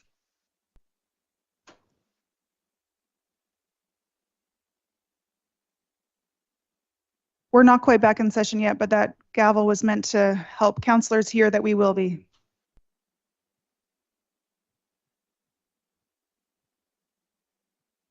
Oh my God, so we have quorum. So I'll call this meeting back to order. We are now on 5.1 Development Permit 363 BC Wildlife Service, Powell River Zone, Fire Zone Lease Area. I understand that staff are available to do a presentation, and we could also go straight to questions. So what's the will of council? Is there interest for a presentation? I like presentation. All right. Councillor Elliott has asked intended or would like a brief presentation. Thank you very much, staff. Thanks very much. I don't have a presentation plan per se with any slides, but the ones I would provide would be the same that are appendices to the staff report that you all have. So I'm here in regards to Development Permit 363, which is for development in the form of a triple wide modular trailer unit with associated fencing and site landscaping as part of the BC Wildfire Service expanded fire base on the airport lands. In November of last year, council's already seen or been given some heads up that an application of this nature was going to be coming because they considered separately Development Variance Permit 278, which was to relax some side setbacks in relation to the siting of the modular. And associated with council's consideration of that variance was public notice as well within our mail-out radius advising adjacent leaseholders and tenants on the airport lands that this development in the lease area was coming. BC Wildfire Service have now finalized their development plans following council's support of Development Variance Permit 278 and have submitted the drawing schedules that are attached as scheduled to the draft permit. Development Permit Area 7 guidelines, which deal with our employment and lands, or generally our industrial zones, deal primarily with site circulation and the use of landscaping and fencing to shield outdoor storage, parking, and building mechanical areas from public streets. The guidelines deal very minimally with building aesthetics, recognizing that industrial zones generally require building finishes, size, and scale that are much more geared to utilitarian and practical. Landscaping installation as per the landscaping plan provided would be secured by way of a security deposit. And BC Wildfire Service will provide costing to the city should council approve issuance of the development permit. And included in the recommendation language from staff is that discretion on the amount of the landscape security deposit be delegated to the Director of Planning. Planning staff do feel that the proposal meets the development permit guidelines, and council's approval of this permit would permit the BC Wildfire Service to move ahead with site servicing and building permit submissions, which they've already been engaging our department about, with the goal being to work towards establishing the expanded office space, which does serve as an expanded fire base in the event of a major BC wildfire season as soon as possible. Planning staff did refer this application out internally to engineering, fire, airport operations, and city properties staff, none of whom expressed any concerns with the proposal as presented. Therefore, the recommendation before this committee today is that Development Permit 363 be forwarded to, because there's no required public notice, and we feel it meets the guidelines, this Thursday's council meeting for consideration to issue it. Thank you very much. And so the recommendation is that we as a committee refer this to the February 15th regular council meeting. If anyone needs some more information to help make that decision, any questions for staff here? Someone happy to make the motion as presented? Mayor Wasno made the motion that Committee of the Whole refer Development Permit 363 BC Wildfire Service Powell River Fire Zone Lease Area to the February 15th, 2024 regular council meeting. I think Councillor Elliott seconded it. Any further discussion? All in favor? All opposed? Unopposed? Motion carries unanimously. Thank you. All right, we've already had the policing update early in their evening, and so now we go to community engagement reports. And we normally start at the end, but I'm going to start in the middle this time, and I'm going to go to Councillor Doubt, and I'll move out, and then I'll move out, and then I'll end with myself. Okay, thanks. There's been a lot of engagement with the public in the last couple of weeks. A lot of it by email and in-person discussions. I just wanted to talk about one event that I went to on Sunday before the Super Bowl. I went to the Cathette Symphony Orchestra's concert. It was just about a sellout. There was a few seats left. They put on a pretty good show. We're a small town symphony orchestra. It's getting bigger all the time, and they're getting better all the time. And I like being there. Particularly, some of the music was tear-jerking, frankly, and they did a great job. I think it's, for 15,000 people in the city and 20,000 in the community, the fact that we've got a symphony orchestra, mostly of seniors, to tell you the truth, with a few young people, they could use more young people, is a great thing. And I enjoyed being there, along with probably 150 to 200 other people. Thank you very much. Mayor Wasno. Yes, I attended the Westview Ratepayers Society, where their special speaker was our CAO, and there was a good exchange about how the ratepayers want to be involved in issues that are important to the community. And our CAO did an excellent job of answering all of their questions. I also have been involved with a number of citizens regarding the composting program. And with support from staff, I advised them that there is, in fact, a provision that if anybody wants to opt out of the provision, they can do this by calling City Hall. Thank you. Thank you very much, Mayor Wasno. Councillor Almeida. Thank you, Chair. Just a couple of small things. As part of my liaisons with the tourism board at our monthly tourism board meeting, they're appreciative of the small bump in revenue they received from the city this year after many years of a stagnant budget, and they're working towards getting geared up for the tourist season. Also, no longer a portfolio holder in this, I still kind of tag along with the Townside Heritage Society, and they had their meeting as well. And I believe we're going to hear about Thursday at council that next week is Heritage Week in BC. So they've got a few activities going off. I remember last year, actually, on Family Day, doing a tour of some of Townside that was put on by Townside Heritage. So I'm sure there'll be a bunch of activities that Townside Heritage will be doing. I also had a chance to attend, almost missed it, but I was able to attend a meeting that was organized by the First Credit Union at the library last week for the Cathette Rent Bank. And a large group of members of all different groups in our community, Cathette Safe and Lift and Inclusion and the Brain Injury Society and too many to list, were all there to discuss the rent bank. And I was actually completely unaware of any sort of rent bank or what the rent bank was. And so I got a chance to learn a lot. And the rent bank has been organized or brought forward by the provincial government many years ago. What makes our region unique here is due to our size, we don't have as much of a personal touch to it in terms of assistance, and those in the Cathette region are managed outside through I believe it was Kamloops or Kelowna. I always get the K towns confused. So, but somewhere out there.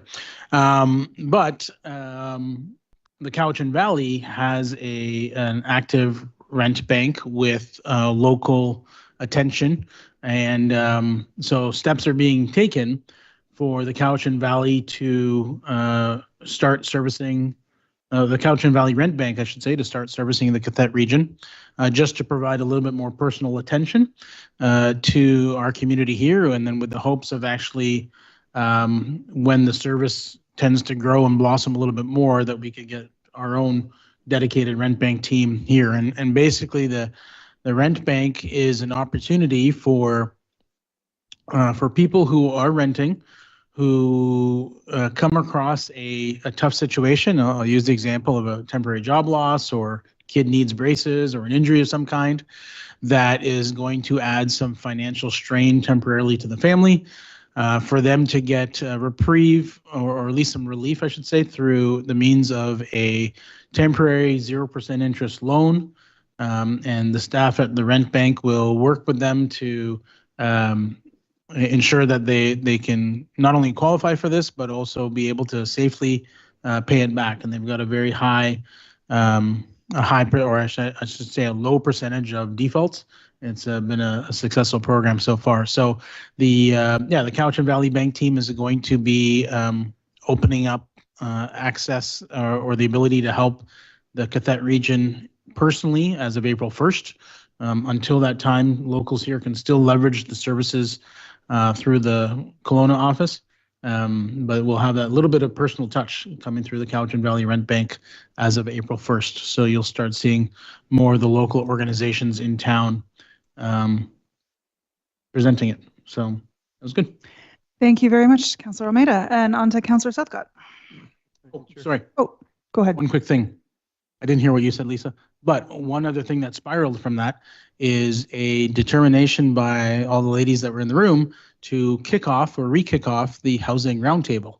That was apparently a thing 4 years ago, prior to COVID, that COVID may have shut down a bit. And so they have decided, they were so gung-ho and ready to go. They're like, we're just going to go do this. And so March 11th, I believe, 1 to 3, is the first session of the revised housing roundtable. And those who want to get involved in the community are welcome to be part of it. Go Mox Valley, sir. K's and C's, they don't work for me. So thank you. Okay. Thank you very much. Councillor Southcott.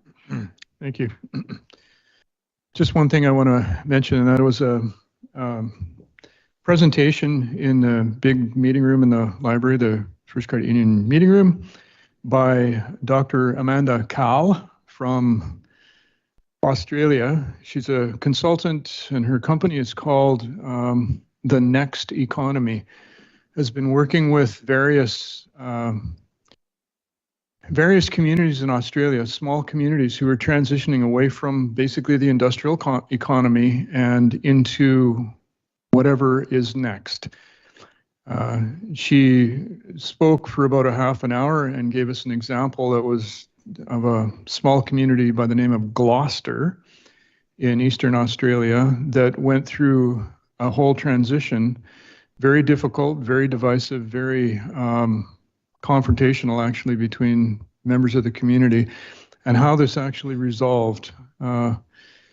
And sitting there listening, I really had to think how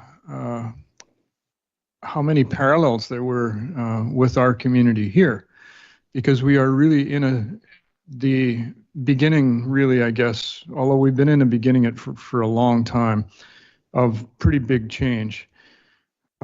So there was then kind of a World Cafe sort of event that went on after that. And then everybody came back together and reported what their little groups had, the work they'd done.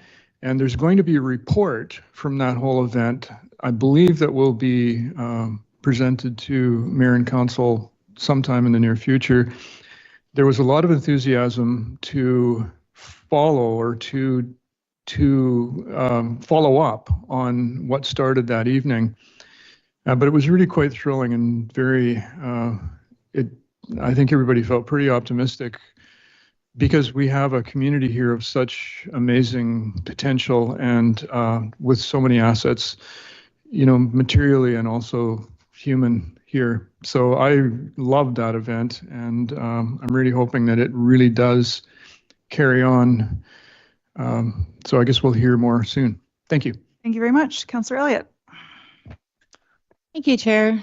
I just wanted to acknowledge that we as a council have been working a lot of hours on meetings for finance, strategic priorities, function of our code of conduct. And I really appreciate all the effort that everybody's had put into showing up and being there. And it's obviously taken some of our time and maybe made us a little less available to the community. Tonight there's a sport fishing advisory committee meeting at 6:30 at the library, which I intend to join after I leave here. The Select Committee for City-Owned Properties met on January 31st, and I think we made some progress as far as doing better in the future for how we get things on the agenda and zero in on focus and things like that, which I think will improve us quite a bit. I did attend a VIU course. It was phrased as relationship with the Ayajutham language, and the instructors were putting the case forward that non-common or non-Ayajutham speaking people would have a relationship with that language, not necessarily that they had to learn it all, but that we all have a role to play in helping support and be kind and accepting and learning to the best of our ability to, Ayajutham language to support Common as far as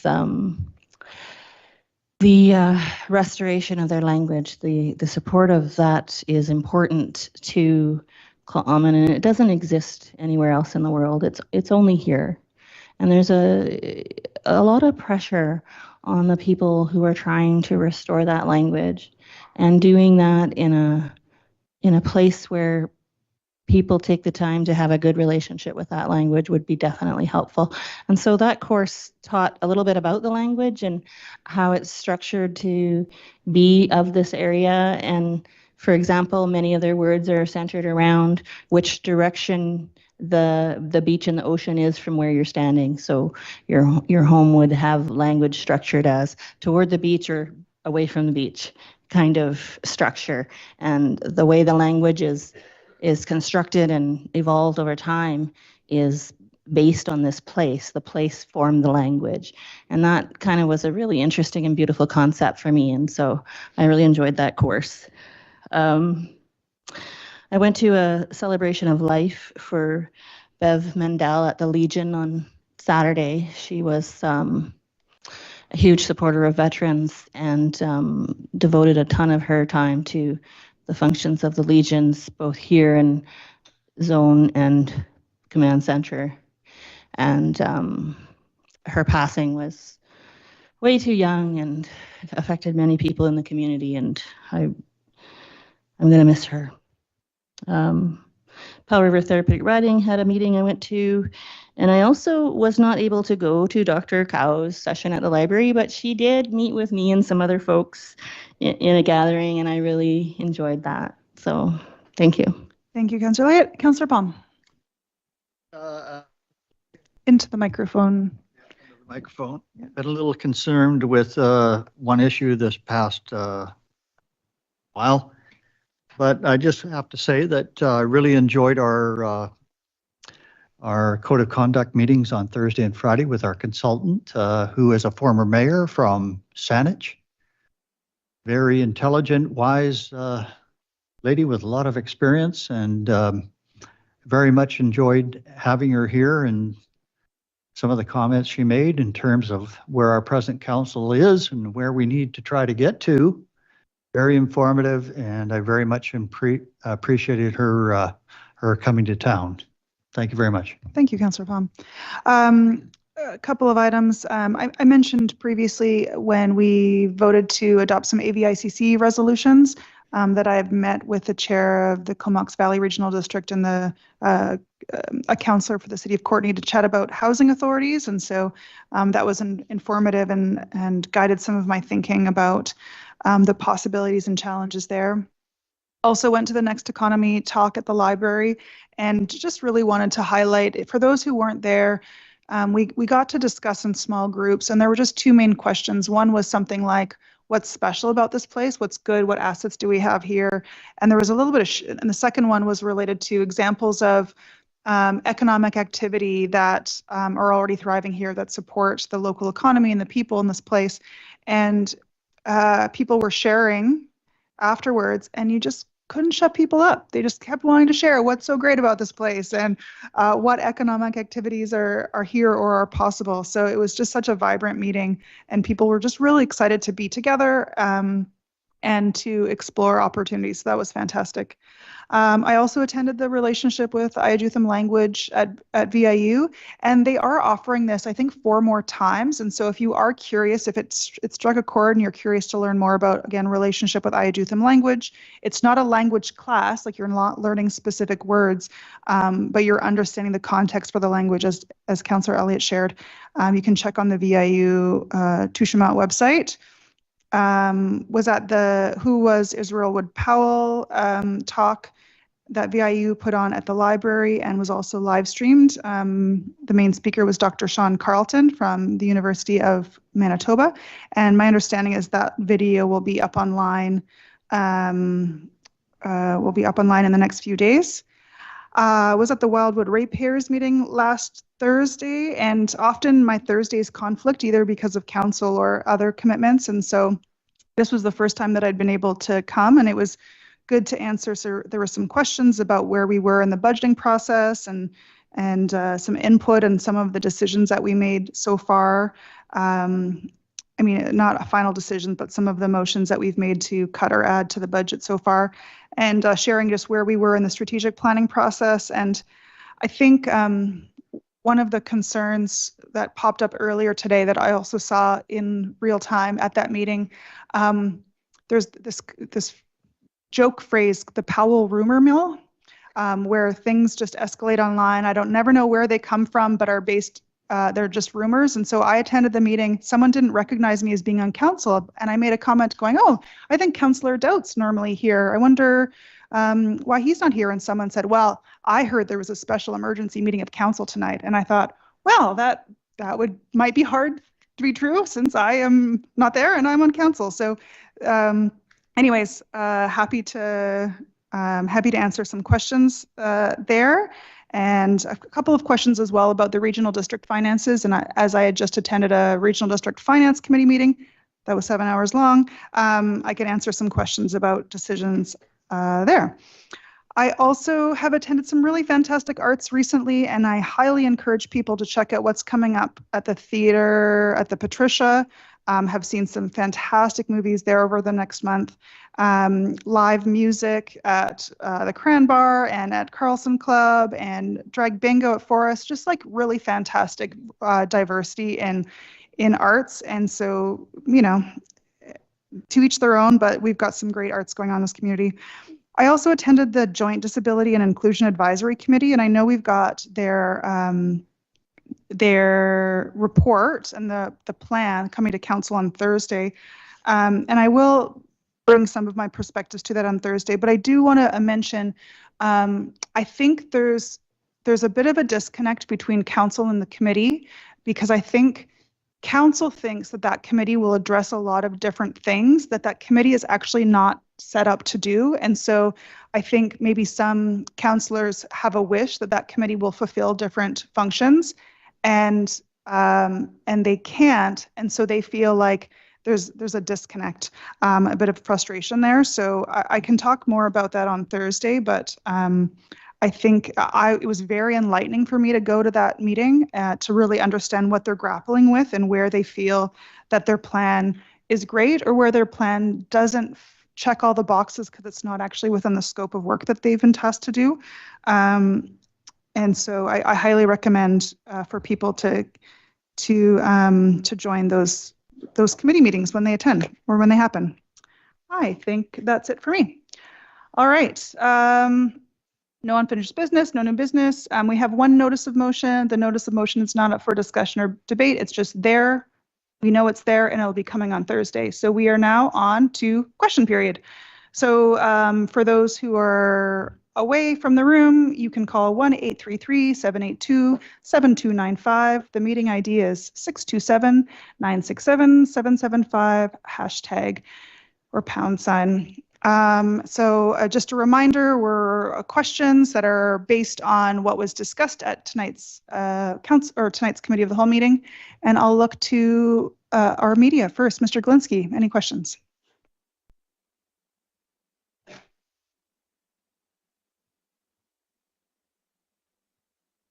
Thank you, Chair. Just a quick clarification. I didn't receive get the name of the second presenter with Black History Month, and I'm wondering if staff recorded that.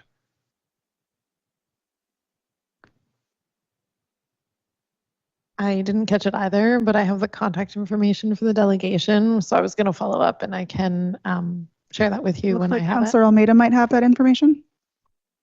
Yes. It was on the cover of last week's midweek. Midweek peak. Both gentlemen were on the cover of the midweek, and both names were correctly there. So I appreciate that. Thank you, Councillor Almeida. That was my question, Chair. Fantastic. Thank you very much. Questions from the room? Anyone in the room have comments or questions of council? Questions of council. Mr. Murray.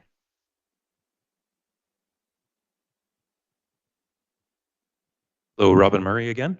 A couple of things. First, I would want to thank you all for letting us speak earlier. I really appreciate that. With regards to item 3.5, that was me. Do I need to send in another request to withdraw from Thursday's meeting? No, I'm getting a note from staff. That's fine. That was recorded. And then in regards to 5.1, talking about the BC Wildfire Service, this is a question that's come up, or discussion that's come up quite a bit for me this winter, being that we've had such a fantastic winter. It's been beautiful, but the snowpack is practically nil. And so it's more than likely going to be a tough fire season, unfortunately. We're blessed with a big lake and a couple of lakes, so water-wise, we're fine. But the forests are right out our back door here. A few years ago, the Penticton Trails area was cleaned out of the underbrush underneath, just in that one area, and they did a fantastic job. The question I've gotten from a number of people is there any plans to clear out some of the other underbrush around close by the city, being with forest fires being right at our back door if anything happened? Thank you for the question. I'll refer to staff about our jurisdiction and who we could direct that question to. Yeah, through the chair, we can find out. We don't typically do that in our outside of the city boundaries, but we can see if there's a group. This is one of the big challenges through our province, look at those issues, but I'll see if I can get a response from you. Thank you. Yes, and through the chair, there's large areas of the forest which are actually right in our town. That would we be responsible for it, or is there a way for us to minimize forest fires? I suspect staff will need to follow up to be able to answer, or do you have a direct answer? Through the chair, we work, we do have a plan, so I can look at where we're at with those pieces, and I can talk with our Parks, Recreation and Trails Department and the fire chief and get a response to you. And I do believe I have your email. Thank you. Okay, thank you. And I got a couple comments from Mayor Wasner. You had your hand up? Just bringing your okay. Councillor Elliott. Thank you. Councillor Elliott. Thank you. So the contracts that we're implementing, that clearing from before, were overseen by the regional district. And my suspicion is those questions would be best directed toward Ryan Toms, who's our Director of Emergency Management Program, and he would likely have answers for you for those questions. Okay. Thank you. Thank you. Thank you very much, Mr. Murray. Have a great evening. Any other questions from the audience today? Yep, we have a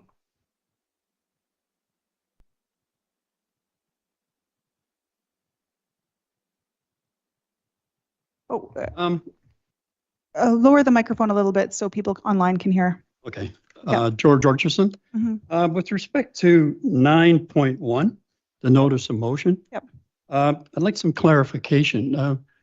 I did watch the last meeting you had when the committee actually adopted the motion that Mayor Wasnow put forward regarding having a referendum-like vote at the next election. Yes. Is this motion, notice of motion, amending, giving notice to amend that motion that was adopted? Yeah, so I'll talk a little bit about the process. So we are still in draft mode. We're still working on a draft list of strategic priorities. Right. So at that meeting, there was a motion to amend the draft that passed. And so that's what you're referring to. Right. There's another motion that will come up on Thursday that we won't debate right now. That is another motion to amend the draft. So it's not until council, at a council meeting, which is on Thursday, we'll decide what version to adopt. And so on the agenda here, it's another potential motion to adapt the draft, and then council nothing's final until council decides and adopts the strategic plan or list of strategic priorities. Yeah, thanks for that, but maybe I've been out of the loop for a little bit too long, but I'm still confused because I recall at that meeting, there were several amendments made, all were defeated. And the language of the mayor's motion was adopted. Yep. So what I'm getting at is, I'm looking at this as somebody who's been to a lot of meetings in my past life. We have a motion that was adopted.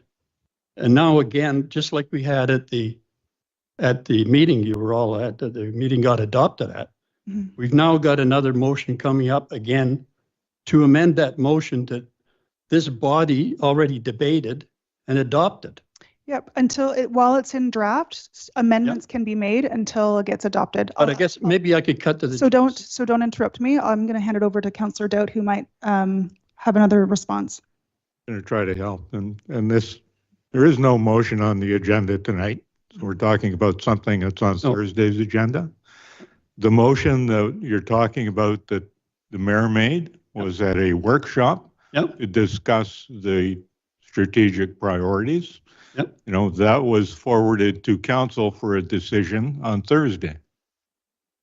And Councillor Elliott has put a motion on to amend what we're going to be discussing on Thursday. So it'll all be clear on Thursday when you can see all the written motions right in front of you. So eventually, I if can you're make going it to have simpler. a strategic plan, council has to approve it. They haven't done that yet. Yeah. No, but I guess what I'm getting at, I was wondering if this notice of motion was actually in order. Yes, it's in order. Yeah, until the. Because, and so I'll put it simply again, and then I'll just leave it there. I'm just asking the question. As I understand it, the motion was made. It was a couple of times it was an amendment was tried to get passed, and they both failed. So that was the motion. The mayor's motion was the one that survived, and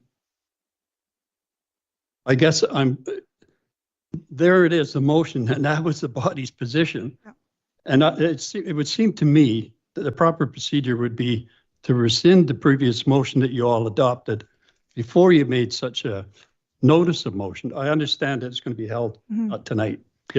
So it seems to me this is not in order because the other one was already adopted and you haven't rescinded it. Yep, I'll explain one more time. So similar to our budgeting process, because council hasn't made the motion, it's only been in committee so far. So until council makes a motion in this process, all the amendments are possible. So for example, in the budgeting process, we have voted to retain or cut certain things. Until the budget's adopted, those things are actually still open for amendments. And so I understand that, but Robert's Rules of Order doesn't go away because you're in a committee the whole meeting. So I think meeting. So I'm going to defer to our corporate officer deputy corporate officer, to see if she can add, because I think we're trying to. I think I understand your perspective and our process is in order, but I'll pass it over to Deputy Corporate Officer.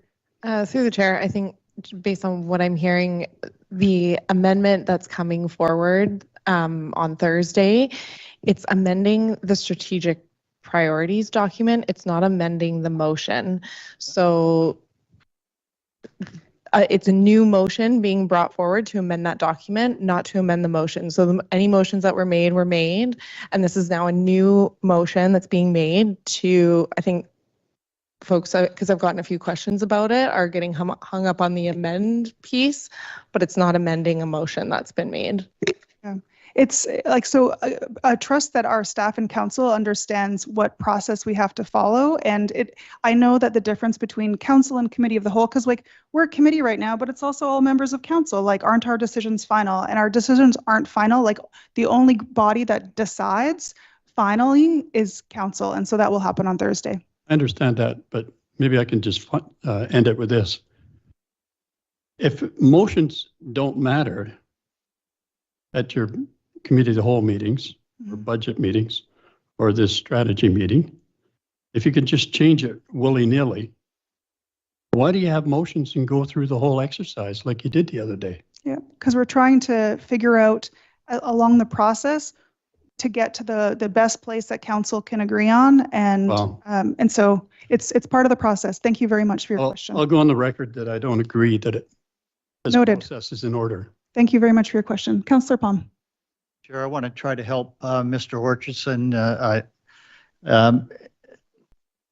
I have to say that I am very much surprised that motions that are passed by council at committee of the whole are now trying to be amended when we amended several varieties of it, because simply. So we're not debating the motion on the floor right now. If you want to answer Mr. Horchson's question. Yeah. Not debating a thing. But my recollection, and I've talked to both Mayor Elsgaard and Mayor Formosa in this regard, just a couple mornings ago. And it was always the mayor's prerogative whether something that was defeated could be brought back for another run. Now, what I've been told by staff is that we have a procedure bylaw that has been amended or put in place since, I believe, both of them were following our community charter in that regard. So what I am doing, Mr. Orchardson, just so that you're aware, is I am reaching out to our legal experts to ask the question, as Mayor Elsgaard pointed out to me. You need to get an answer from legal as to, does the community charter and process supersede our procedural bylaws? That is the question that I will be looking to get an answer to, because right now it is not clear for me, and I don't believe it's clear for Mr. Orchardson of where he's coming at as to the proper process. So I will be following that up. Thank you. So I want to direct that question to our Deputy Corporate Officer. We have procedural bylaws. Councillor Palm talked about like rescinding or bringing back motions.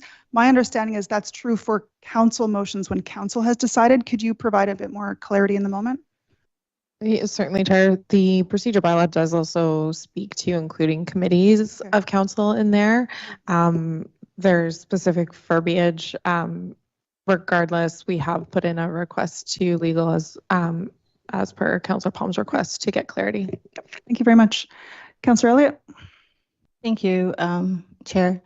So I asked this exact question during our workshop about whether we needed to rescind previous motions if we were proposing different language on a similar piece within the draft document. And the answer at that time was, because we're working on a draft document, we could just go with like making new motions that might adjust something that we'd already adjusted, because we are working with a draft, and we didn't need to rescind previous motions in order to consider a new motion in the same area. And so that was my answer at that time. I definitely checked with the deputy corporate officer when I wanted to put the notice of motion forward. So it was my understanding that it was in order. And should there be a need to do something differently, I would be perfectly happy to do that. I'm not speaking to the motion today because that happens Thursday. I'm just talking about my due diligence around that process. Thank you. Any other questions from the audience today? Yep, welcome up.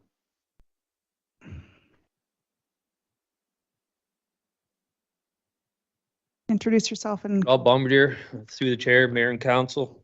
Thank you for allowing me to speak. I'd just like to make more of a note. So just to clarify, this is a question and answer period, so you'll have to phrase whatever you want to say in form of a question, just like Jeopardy. Is there, after today's delegations, and there's going to be more, I'm sure, on Thursday in regards to Councillor Palm's comment. And I know we don't like to censor anybody, but this council has a lot to work on.